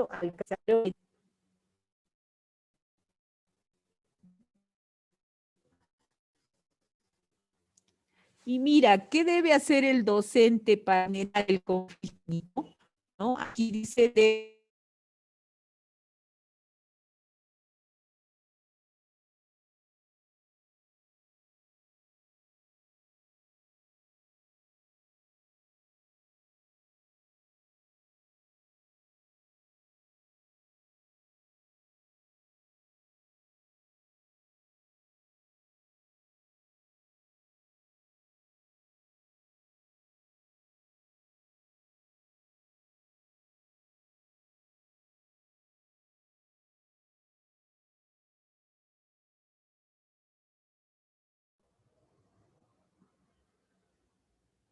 profes, ¿me escucha?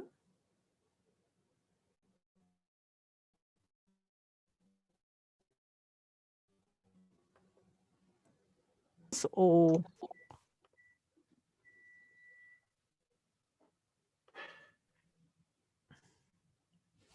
maestros, ¿se escuchas?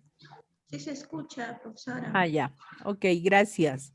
Entonces, ¿qué debe hacer el docente? Dice, deben tener experiencia con las actividades antes de aplicarlas en clase. Miren, esto es importante. Yo desde la experiencia les digo, si tú no lo practicas, ¿no? No te va a resultar, no vas a poder lograr ese conflicto cognitivo. Entonces, si tú vas a elegir un material para generar conflicto, primero ponlo en práctica. Por ahí, no sé si puedas hacer la experiencia con otro niñito, o preguntar a las personas con las que están a tu lado, ¿qué puedes hacer tú con este espejo? Y esa persona te va a dar una situación. Y si le complejizas, no te va a dar la respuesta rápida, pero va a exigir, se va a exigir hasta que después te va a dar una respuesta. Entonces, a ti te va a dar la experiencia en función a eso, lo que podría suceder. Obvio que con los niños es diferente, ¿no es cierto? Generar conflictos cognitivos entre los saberes y los aprendizajes, ¿no? Generar condicionantes y plantea actividades, propician aprendizajes significativos o por descubrimiento. Entonces, nosotros como docentes, para generar el conflicto tenemos que practicarlo. Si no, no voy a poder hacer la experiencia, no es generar así por así. O sea, por eso yo digo siempre, la profesora inclusive tiene que saber plantear una pregunta desafiante. Mira, tú puedes preguntar varias cosas, sin embargo, hay una pregunta potente que va ligado a la actuación que tú quieres ver en el estudiante.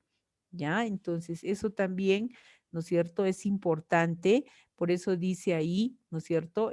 Genera conflictos cognitivos entre los saberes y los aprendizajes, o sea, entre lo que trae el niño y lo que quieres que aprenda, ¿no?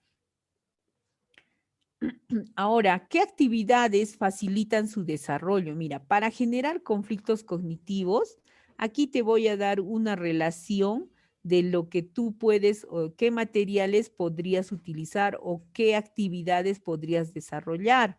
Por ejemplo, el rompecabezas genera este conflicto cognitivo. Yo, por ejemplo, para el fin de Semana Santa larga, nos hemos comprado un rompecabezas de 1000 piezas que hasta el día de hoy no podemos armarlo y nos genera cada vez más los conflictos entre familia porque uno pone una pieza del rompecabezas, al final no corresponde, estamos ahí generando, aparte que nos genera también una interacción, una integración como familia. Sin embargo, nos genera a nosotros conflicto, ¿no? De saber qué pieza es la más acertada, qué pieza va a nosotros como adultos. ¿Alucinan con los niños? O sea, también podríamos plantear este conflicto a través de rompecabezas. Acertijos y adivinanzas, que también es otra actividad que podemos realizar. Juegos de estrategias, juegos de mesa, juegos de roles, solución de problemas, los mapas conceptuales. Miren cómo la otra vez una nenita estaba en el sector de psicomotricidad, como yo invito a evaluar a los niños, a uno por niño, ahora estoy invitando un niño cada día un niño. En eso la nenita empezó a jugar a un gatito, ¿ya? Y en el sector de psicomotricidad empezó a meterse así por los túneles, miau, miau, miau, y hacía como gatita sus uñitas, me mostraba y luego me perseguía a mí, pero como gatito. Al día siguiente, no sé por qué vino, ¿no es cierto? Vinieron dos niñas y empezaron otra vez a jugar al gatito. Entonces yo dije que acá puedo sacar un proyecto, ¿no? Porque van a venir toda la semana a hacer evaluación y yo podría trabajar un proyecto, ¿no es cierto?, con estos niños porque veo interesados en lo que es el gatito. Entonces usé un mapa conceptual. Al día siguiente me elaboré una imagen de un gatito, ¿no? Grande, y lo puse en el patio. ¿Sí? Lo puse así tiradito en el piso, ellas venían llegando y pasaban y miraban al gatito y se iban a dejar sus cositas a su estante, ¿no? Y después vino la otra nenita, igual miró y se pasó y se fue a su estante. Vino la tercera nenita, igual miró al gatito y se pasó. Después de dejar sus cosas, vinieron, como estaba tirado en el piso, en el patio, esa lámina, entonces yo hice un cartelito al lado. Ellos ya saben que al lado de si es un material, una imagen o una lámina o de repente es algo concreto, al lado siempre le dejo la pregunta y esa pregunta es para cuando el papá me acompaña, porque a veces yo invito a papás y le digo, ¿tiene tiempo? Sí, se puede quedar, sí, ayúdenos a hacer la actividad. Entonces el papá lee el cartelito, ahí viene el conflicto, ¿no?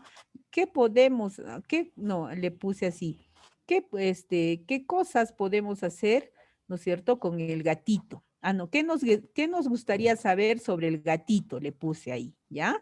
Esa era mi situación que permitía al niño generar un conflicto, ¿ya? Entonces, pero para eso, para generar, primero tenía que hacer, pues, porque no sabemos qué respuesta te pueda dar el niño. Entonces hice un mapa conceptual, puse al medio ese gatito y les di a cada niño, porque estoy también evaluando, diagnosticando cómo escriben, ¿no es cierto? De acuerdo a su manera. Entonces les di tarjetitas y en esas tarjetitas les dije que respondan a esa pregunta, ¿no? Entonces, una niña me dice, ¿cómo se escribe gato? Otra niña me dice, ¿qué comen los gatos? Otra niña me dice, ¿por qué el gato tiene una cola? Miren, ahí ya iba un poco más de reto. Y una niña, la tercera niña dice, a mí no me gustan los gatos, yo no quiero saber nada de los gatos. Entonces ahí yo aproveché, ¿y de quién quisieras hablar? A mí me gustan los perros, ¿no? Entonces ahí poco a poco en ese mapa conceptual iba creciendo varias actividades que permitía, ¿no es cierto?, poder realizar este proceso de aprendizaje con los estudiantes. Entonces, a partir de ese mapa, nosotros generábamos tanto las actividades que íbamos a desarrollar día a día, sin embargo, ahí también se suscitaban conflictos, ¿no? Como ese que decía, ¿por qué los gatos tienen cola? ¿No? ¿Y por qué será? ¿No? Y una niña dice, es que la colita le ayuda al gato para bailar, dice. O sea, miren, así salía ¿no? Y hay una niña que vive rodeada de peluches y dice, no, los gatos tienen colitas, sí, pero ¿sabes qué? Esas colitas le sirven para que sirva de chalina para ti. Mira, yo te voy a traer un gato que te sirve de chalina, dice la niña. Y se trajo, ¿no? Y era un peluche. O sea, son situaciones, pero gracias a estos mapas conceptuales que salen a la luz, ¿no es cierto? Cosas que de repente ni nosotros nos imaginamos. Entonces, estas actividades te pueden ayudar a generar el conflicto cognitivo en educación inicial, siempre y cuando, ¿no es cierto?, sean imágenes, sean de repente actividades concretas que te permita que el niño vea, que el niño toque, que el niño huela, que el niño pueda escuchar. Entonces, así, de acuerdo a lo que hemos estudiado, seguiríamos afirmando que la respuesta a esta situación que les he planteado sería el andamiaje o sería generar el conflicto cognitivo. ¿Se mantiene, maestra, con su respuesta? ¿Qué dicen los demás maestros? ¿Cuál de estos dos es el proceso que se ha suscitado en la situación que hemos planteado? Seguimos manteniendo que ahí se está brindando andamiaje o que se está generando, y ya descartamos que es el generar el conflicto cognitivo. ¿Qué dicen, maestros? A ver, ¿cuál sería la respuesta? ¿La A, la B? ¿No? Y para conocer un poco más de la C, ¿qué es promover la transferencia de los aprendizajes? ¿No? Entonces, hasta el momento creemos que es andamiaje, ¿no es cierto? Pero sin embargo, ahora vamos a ver cómo se promueve la transferencia de los aprendizajes.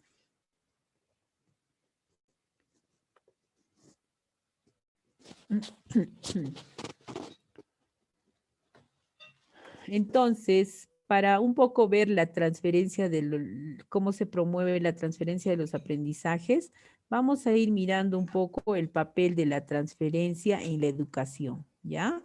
Miren, aquí la meta es una experiencia previa que facilite el aprendizaje de otras tareas, ¿ya? Entonces, miren, aquí el niño está observando, ¿no es cierto?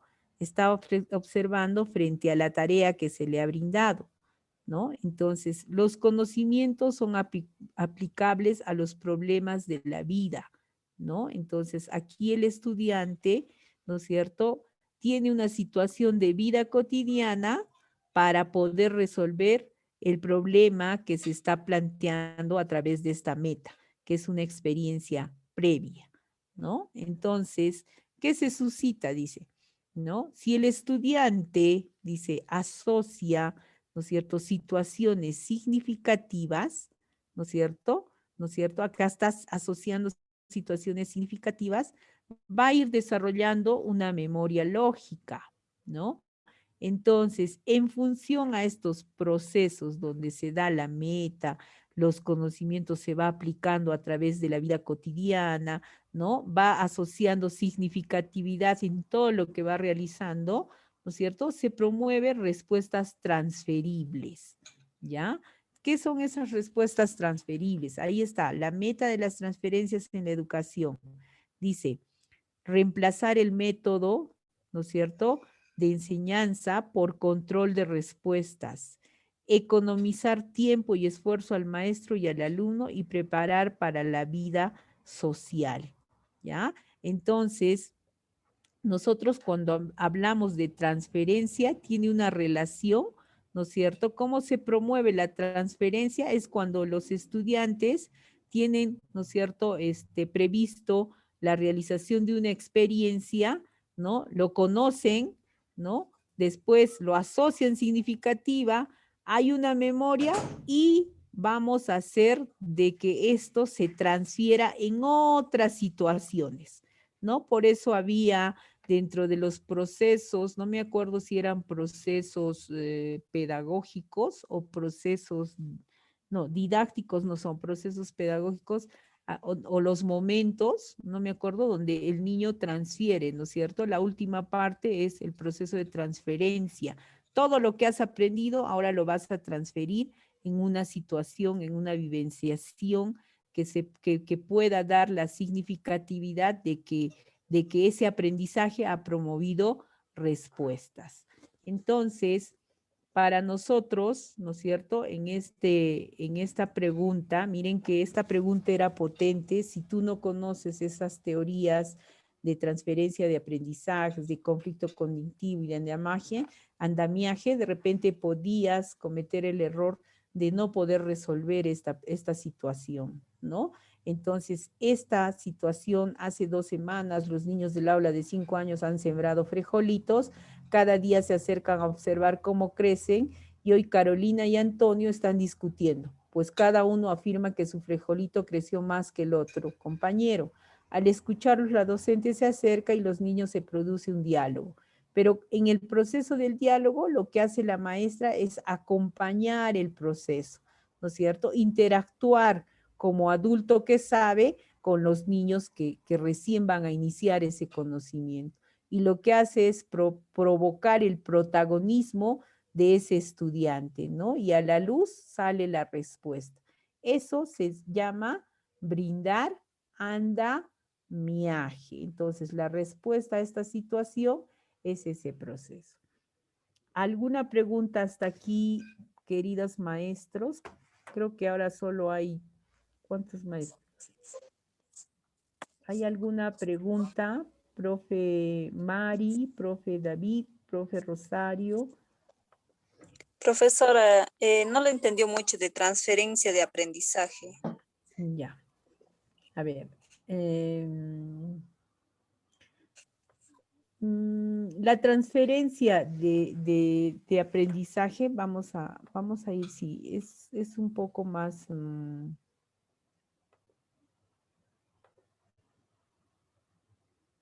a ver, tiene ligación a lo que estamos nosotros desarrollando, ¿no es cierto?, en este proceso. A ver, vamos a ver, ¿ya?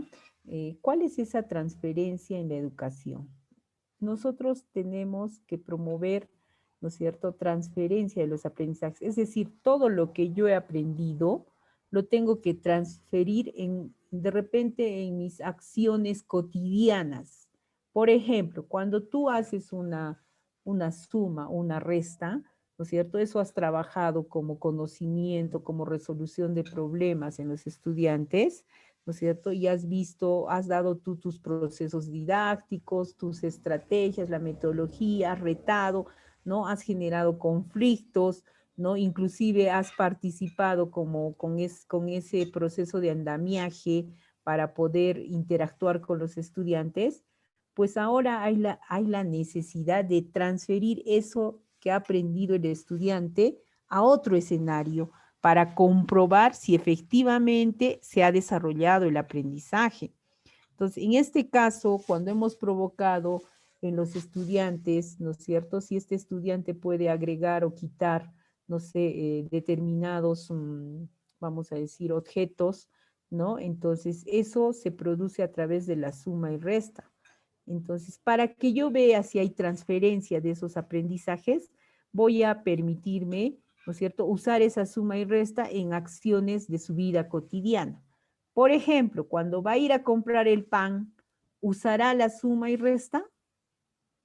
¿No es cierto? Entonces, sí, se está transfiriendo el aprendizaje que yo tenía como meta en la institución, ¿no es cierto?, a través de tareas que he provocado, a través de situaciones significativas, a través de desarrollo de memoria, pues estoy haciendo que transfiera a otro escenario, ¿ya? En este caso de su vida cotidiana, ¿ya? Por ejemplo, si nosotros trabajamos con, yo les hacía el ejemplo del espejo, ¿no? Yo provocaba una situación con el espejo, con mi único propósito de que el niño pueda reconocer sus necesidades, sus sensaciones, sus características, ¿no es cierto? Y en el proceso de poder llevar a cabo esta actividad, se ha dado de que los niños con el espejo se miraban sus partes de su cara, las partes de su cuerpo, ¿no? Inclusive algunos te mostraban sus emociones,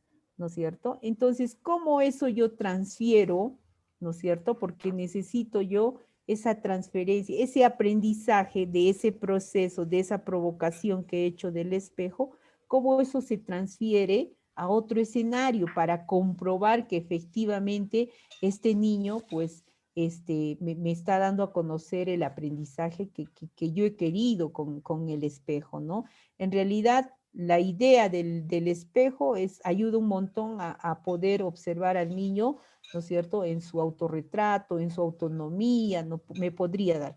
¿Cómo esta actividad que hemos hecho para que el niño pueda reconocer y al mirar sus emociones, pues se puede transferir a otro escenario? Por ejemplo, ¿no? ¿Cómo te sientes cuando tu papá te pega? ¿Cómo te sientes cuando te compran un helado? ¿Cómo te sientes? O sea, todo lo que has podido tú ahí observar, también en otros escenarios se va a usar las emociones, ¿no? Ahora, esas partes del cuerpo, como en otro escenario, por ejemplo, lo va a utilizar cuando sale a dar una vuelta, cuando monta bicicleta, cuando, por ejemplo, este niño va a correr, va a saltar, lo transfiere ese aprendizaje a otro escenario, ¿no es cierto? Entonces, ese papel de transferencia es lo que en algún momento nosotros hacíamos, cuando hacíamos los procesos pedagógicos, creo, al final, ¿no es cierto?, de la acción decíamos, vamos a dar una actividad de, no me acuerdo el nombre ahorita, pero como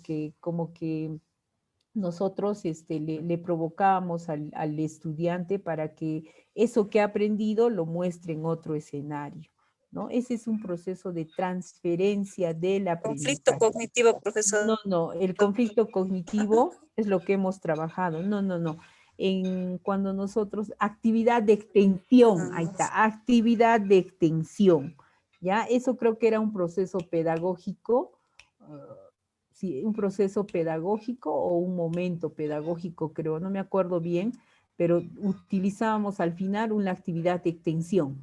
Esa actividad de extensión tenía que estar relacionado con la transferencia del aprendizaje, ¿ya? ¿Para qué tú enseñas todo esto? A ver, ¿por qué tú desarrollas este proceso de aprendizaje? No es para que se quede como antes era el color rojo, sí, todos la manito rojo y ahí, no.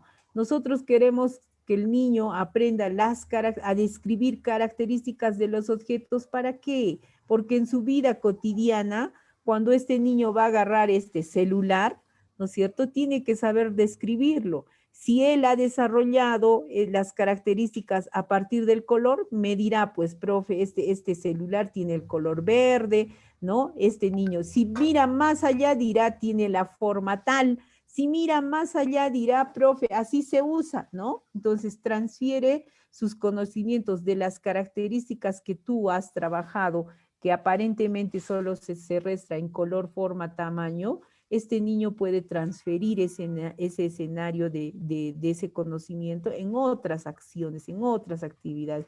Por eso aquí dice, miren, es fácil, el papel de la transferencia en la educación parte en función a una meta, ¿no es cierto? Esa experiencia previa va a facilitar el aprendizaje de otras tareas, ¿ya? O sea, hay una experiencia previa. Yo quiero descubrir a estas plantas, quiero observarlas, quiero averiguar sobre eso, ¿no es cierto? Es mi experiencia.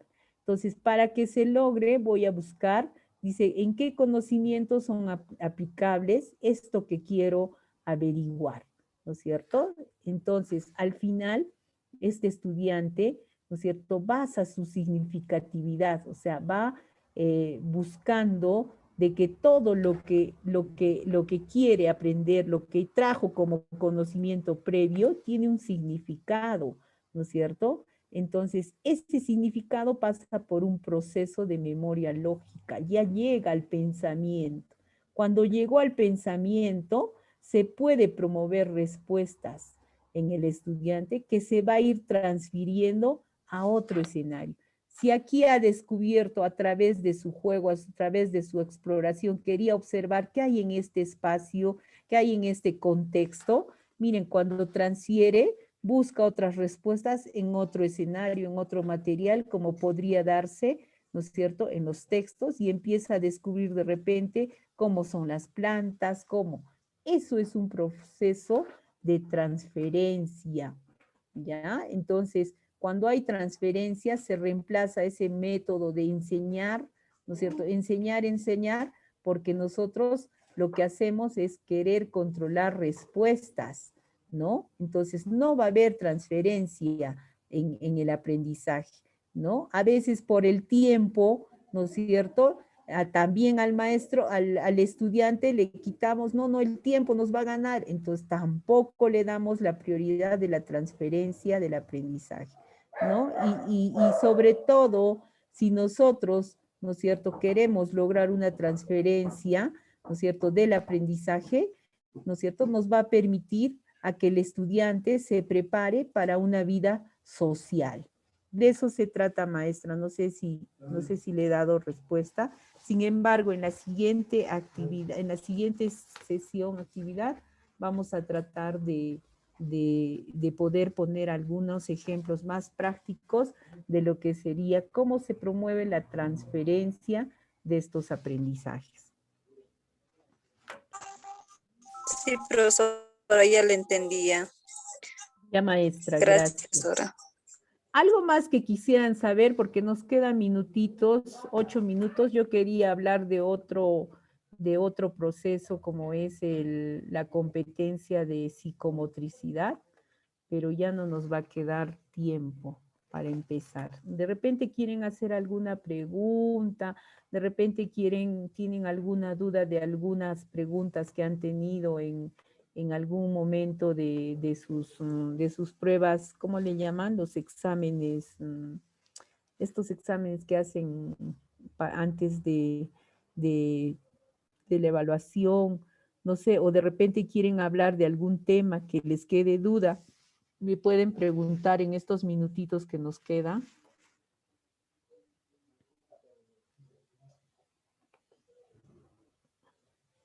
O puedo estar aprovechando estos minutitos para poder un poco hablar sobre lo que significa, ¿no?, la psicomotricidad, de repente como parte introductoria, ¿no?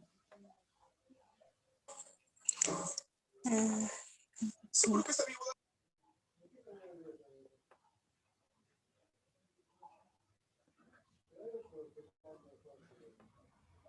¿No hay preguntas, maestros? No, profesora, no hay preguntas. Un Ya, poco si nos puede reforzar de la psicomotricidad, ya, del área de psicomotricidad. Ya, vamos a empezar y en la siguiente vamos a hablar de cuáles son sus competencias, sus desempeños y vamos a hacer ejercicios respecto a este área, ¿ya? Entonces, a ver, la psicomotricidad dice, todas las personas desde que nacemos actuamos, nos relacionamos con el entorno a través de nuestro cuerpo, ¿ya? Con esto nos movemos, experimentamos, comunicamos y aprendemos de una manera única, acorde a nuestras propias características, deseos, afectos, necesidades, estados de ánimo y demás. Esto da cuenta que la dimensión psicomotriz de la vida del hombre, es decir, de esa estrecha y permanente relación que existe entre el cuerpo, las emociones y los pensamientos. ¿Ya? Miren, la teoría actual del área de psicomotricidad está sustentada a través de la propuesta de Bernard Couturier, quien ha planteado que la psicomotricidad no solo es el movimiento del cuerpo, sino que está acompañado de las emociones, está acompañado inclusive de los pensamientos, ¿ya? Entonces, hay teorías donde dicen que la psicomotricidad también es base fundamental para la lectoescritura, como lo que dicen las neurociencias. Las neurociencias plantean todo un circuito neuromotor para poder desarrollar la lectoescritura, ¿ya? Nosotros en Perú, basados en el currículum, estamos ¿no es cierto?, con el pensamiento que nos da Bernard Couturier, que la psicomotricidad es movimiento del cuerpo, ¿no?, con participación de las emociones y los pensamientos. Entonces, desde los primeros meses de vida, ¿no es cierto?, lo primero que mueve el niño es el cuerpo, ¿ya? Y el movimiento son el principal medio que los niños emplean para expresar sus deseos, sus sensaciones y sus emociones. Así también para conocer y abrirse al mundo que los rodea.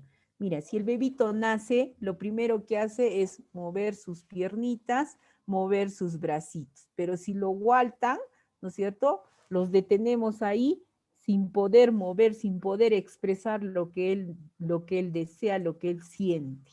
¿Ya? Entonces, el primer movimiento del ser humano es a través, perdón, ¿no? A través del cuerpo, ¿no es cierto? Entonces, de esta manera el bebé va adquiriendo progresivamente las primeras posturas, como pasar de boca arriba a boca abajo o viceversa. Inclusive cuando son bebitos, de pronto, ¿no es cierto? Cuando ya están más o menos al mesecito, nosotros lo dejamos en la cunita o en la camita, y de pronto se va y se mueve a un lado, ¿no es cierto? Y aparecen, ay, este bebito está rodando, está haciendo su primer movimiento, que es descubrir el espacio que a él le estamos brindando a través de su rodamiento, se llama rodamiento, ¿no es cierto? Entonces, a través de esto, dice, al mismo tiempo, a través de estas vivencias que el niño va desarrollando un progresivo control y dominio de su cuerpo. Ha rodado, ¿no es cierto?, de un ladito a otro lado. A medida que este niño va explorando más su entorno, lo que hace es generar mayor fuerza en sus músculos. Entonces, de lo que estaba así echadito, de pronto, ¡plum!, se voltea boca abajo. ¿Y nosotros qué hacemos? Ay, lo volteamos otra vez a su lugar, ¿no es cierto? Boca arriba.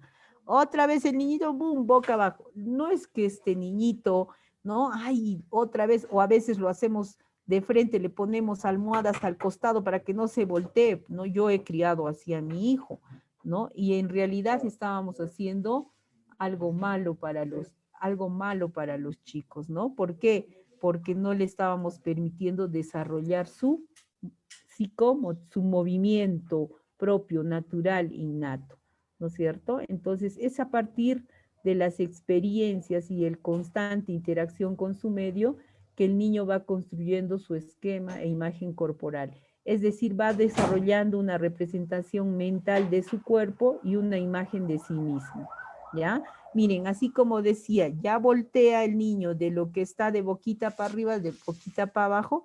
Luego ya también, como él no puede quedarse, ¿no es cierto?, sin respirar, porque se va a voltear boca abajo y lo que va a hacer es privarse de la respiración, solito se impulsa con sus bracitos para levantar su cabecita primero, levanta, porque necesita buscar oxígeno, ¿no es cierto? Levanta, eso cómo le permite si nosotros vamos a seguir dejándolo a este niño actuar por sí solo. Entonces levanta su cabecita, la fricción de sus bracitos, cuando tiene ya los músculos, ¿no es cierto?, desarrollar, lo que hace es levanta sus bracitos y su cabecita y ya está empezando. Después empieza el gateo, ¿no es cierto? Primero, perdón, el arrastre, como lo que hacen los soldados, ¿no es cierto? Cuando van a rampar, esa posición hace el niño, hace el arrastre. Una vez que después que ha desarrollado un poquito más el arrastre, ha practicado más, empieza el gateo.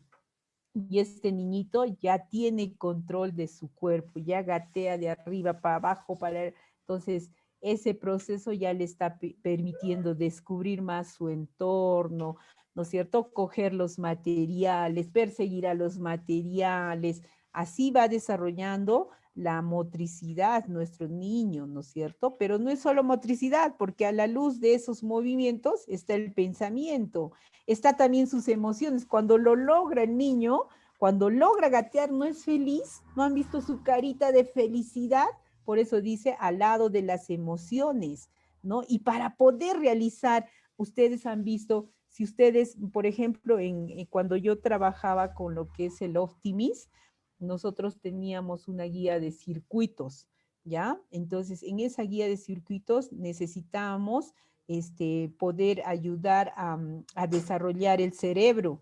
Para eso nos decían, tienes que usar ejercicios neurotróficos. ¿Y cuál era un ejercicio neurotrófico? Hacer pues ese arrastre. El arrastre que hacen, que como rampan los soldados, no es fácil. ¿Y cómo el niño lo hace? A ver, tú hazlo como adulto, es bien complejo, ¿ya? Y a veces cuando estamos viendo qué hace eso el niño, nosotros entorpecemos eso al andador. Entonces no vamos a poder lograr los movimientos y el equilibrio del niño se va a demorar. Cuando vamos a querer que se pare de 2 pies, no va a poder hacerlo de inmediato, va a demorar todavía porque no le hemos permitido que cumpla con su proceso de desarrollo de movimiento.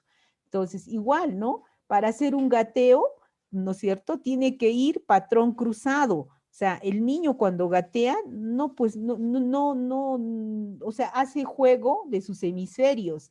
Primero el izquierdo, ¿no es cierto? Su brazo izquierdo y frunce su pierna derecha, ¿no es cierto? Luego cambia brazo derecho y su pierna izquierda. Esos son patrones cruzados y eso está regido por los hemisferios cerebrales. Entonces, ahí se suscita ese proceso de pensamiento. O sea, no es solo moverse, gatear, está el pensamiento. Ahora mira su carita, sus emociones que le ofrece esos movimientos, ¿no? Entonces, de eso se trata este proceso de construcción de la psicomotricidad. Cuando ya tiene dominio de su hemisferio derecho e izquierdo a través de su gateo, por eso le llaman ejercicio neurotrófico que va directo al cerebro, ya tiene dominio de esos patrones cruzados, entonces ese niño plum, intenta tomar equilibrio, controlar su cuerpo y se para, ¿no es cierto? Entonces, de esa forma, el niño va adquiriendo el desarrollo de su psicomotricidad, por eso está ligado a las emociones, al pensamiento y al movimiento del cuerpo. Entonces, para eso es necesario tomar en cuenta que los niños son sujetos plenos de emociones, de sensaciones, de afectos, de pensamientos, necesidades e intereses propios, los cuales durante los primeros años son vividos y expresados intensamente a través de su cuerpo. ¿Por qué creen que el ministerio nos ha ofrecido ahora la posibilidad de tener ese juego de psicomotricidad? Ese juego de psicomotricidad está basado en el pensamiento de Couturier. Las escuelas de Couturier desarrollan la psicomotricidad de una forma autónoma. ¿Ya? Miren, en el Optimist nosotros hacíamos un circuito de ejercicios. O sea, primero va esto, luego va esto, luego va esto, ¿no? Para desarrollar la lectoescritura. Y le llamaban, ¿no es cierto?, el proceso de psicomotricidad. ¿Ya? Pero sin embargo, perdón, de neuromotricidad, ese es el proceso. Sin embargo, en la visión de Perú de la psicomotricidad, entra a Couturier, pero a Couturier con un pensamiento donde el niño desarrolla por su propia autonomía sus movimientos, sus pensamientos, sus sensaciones.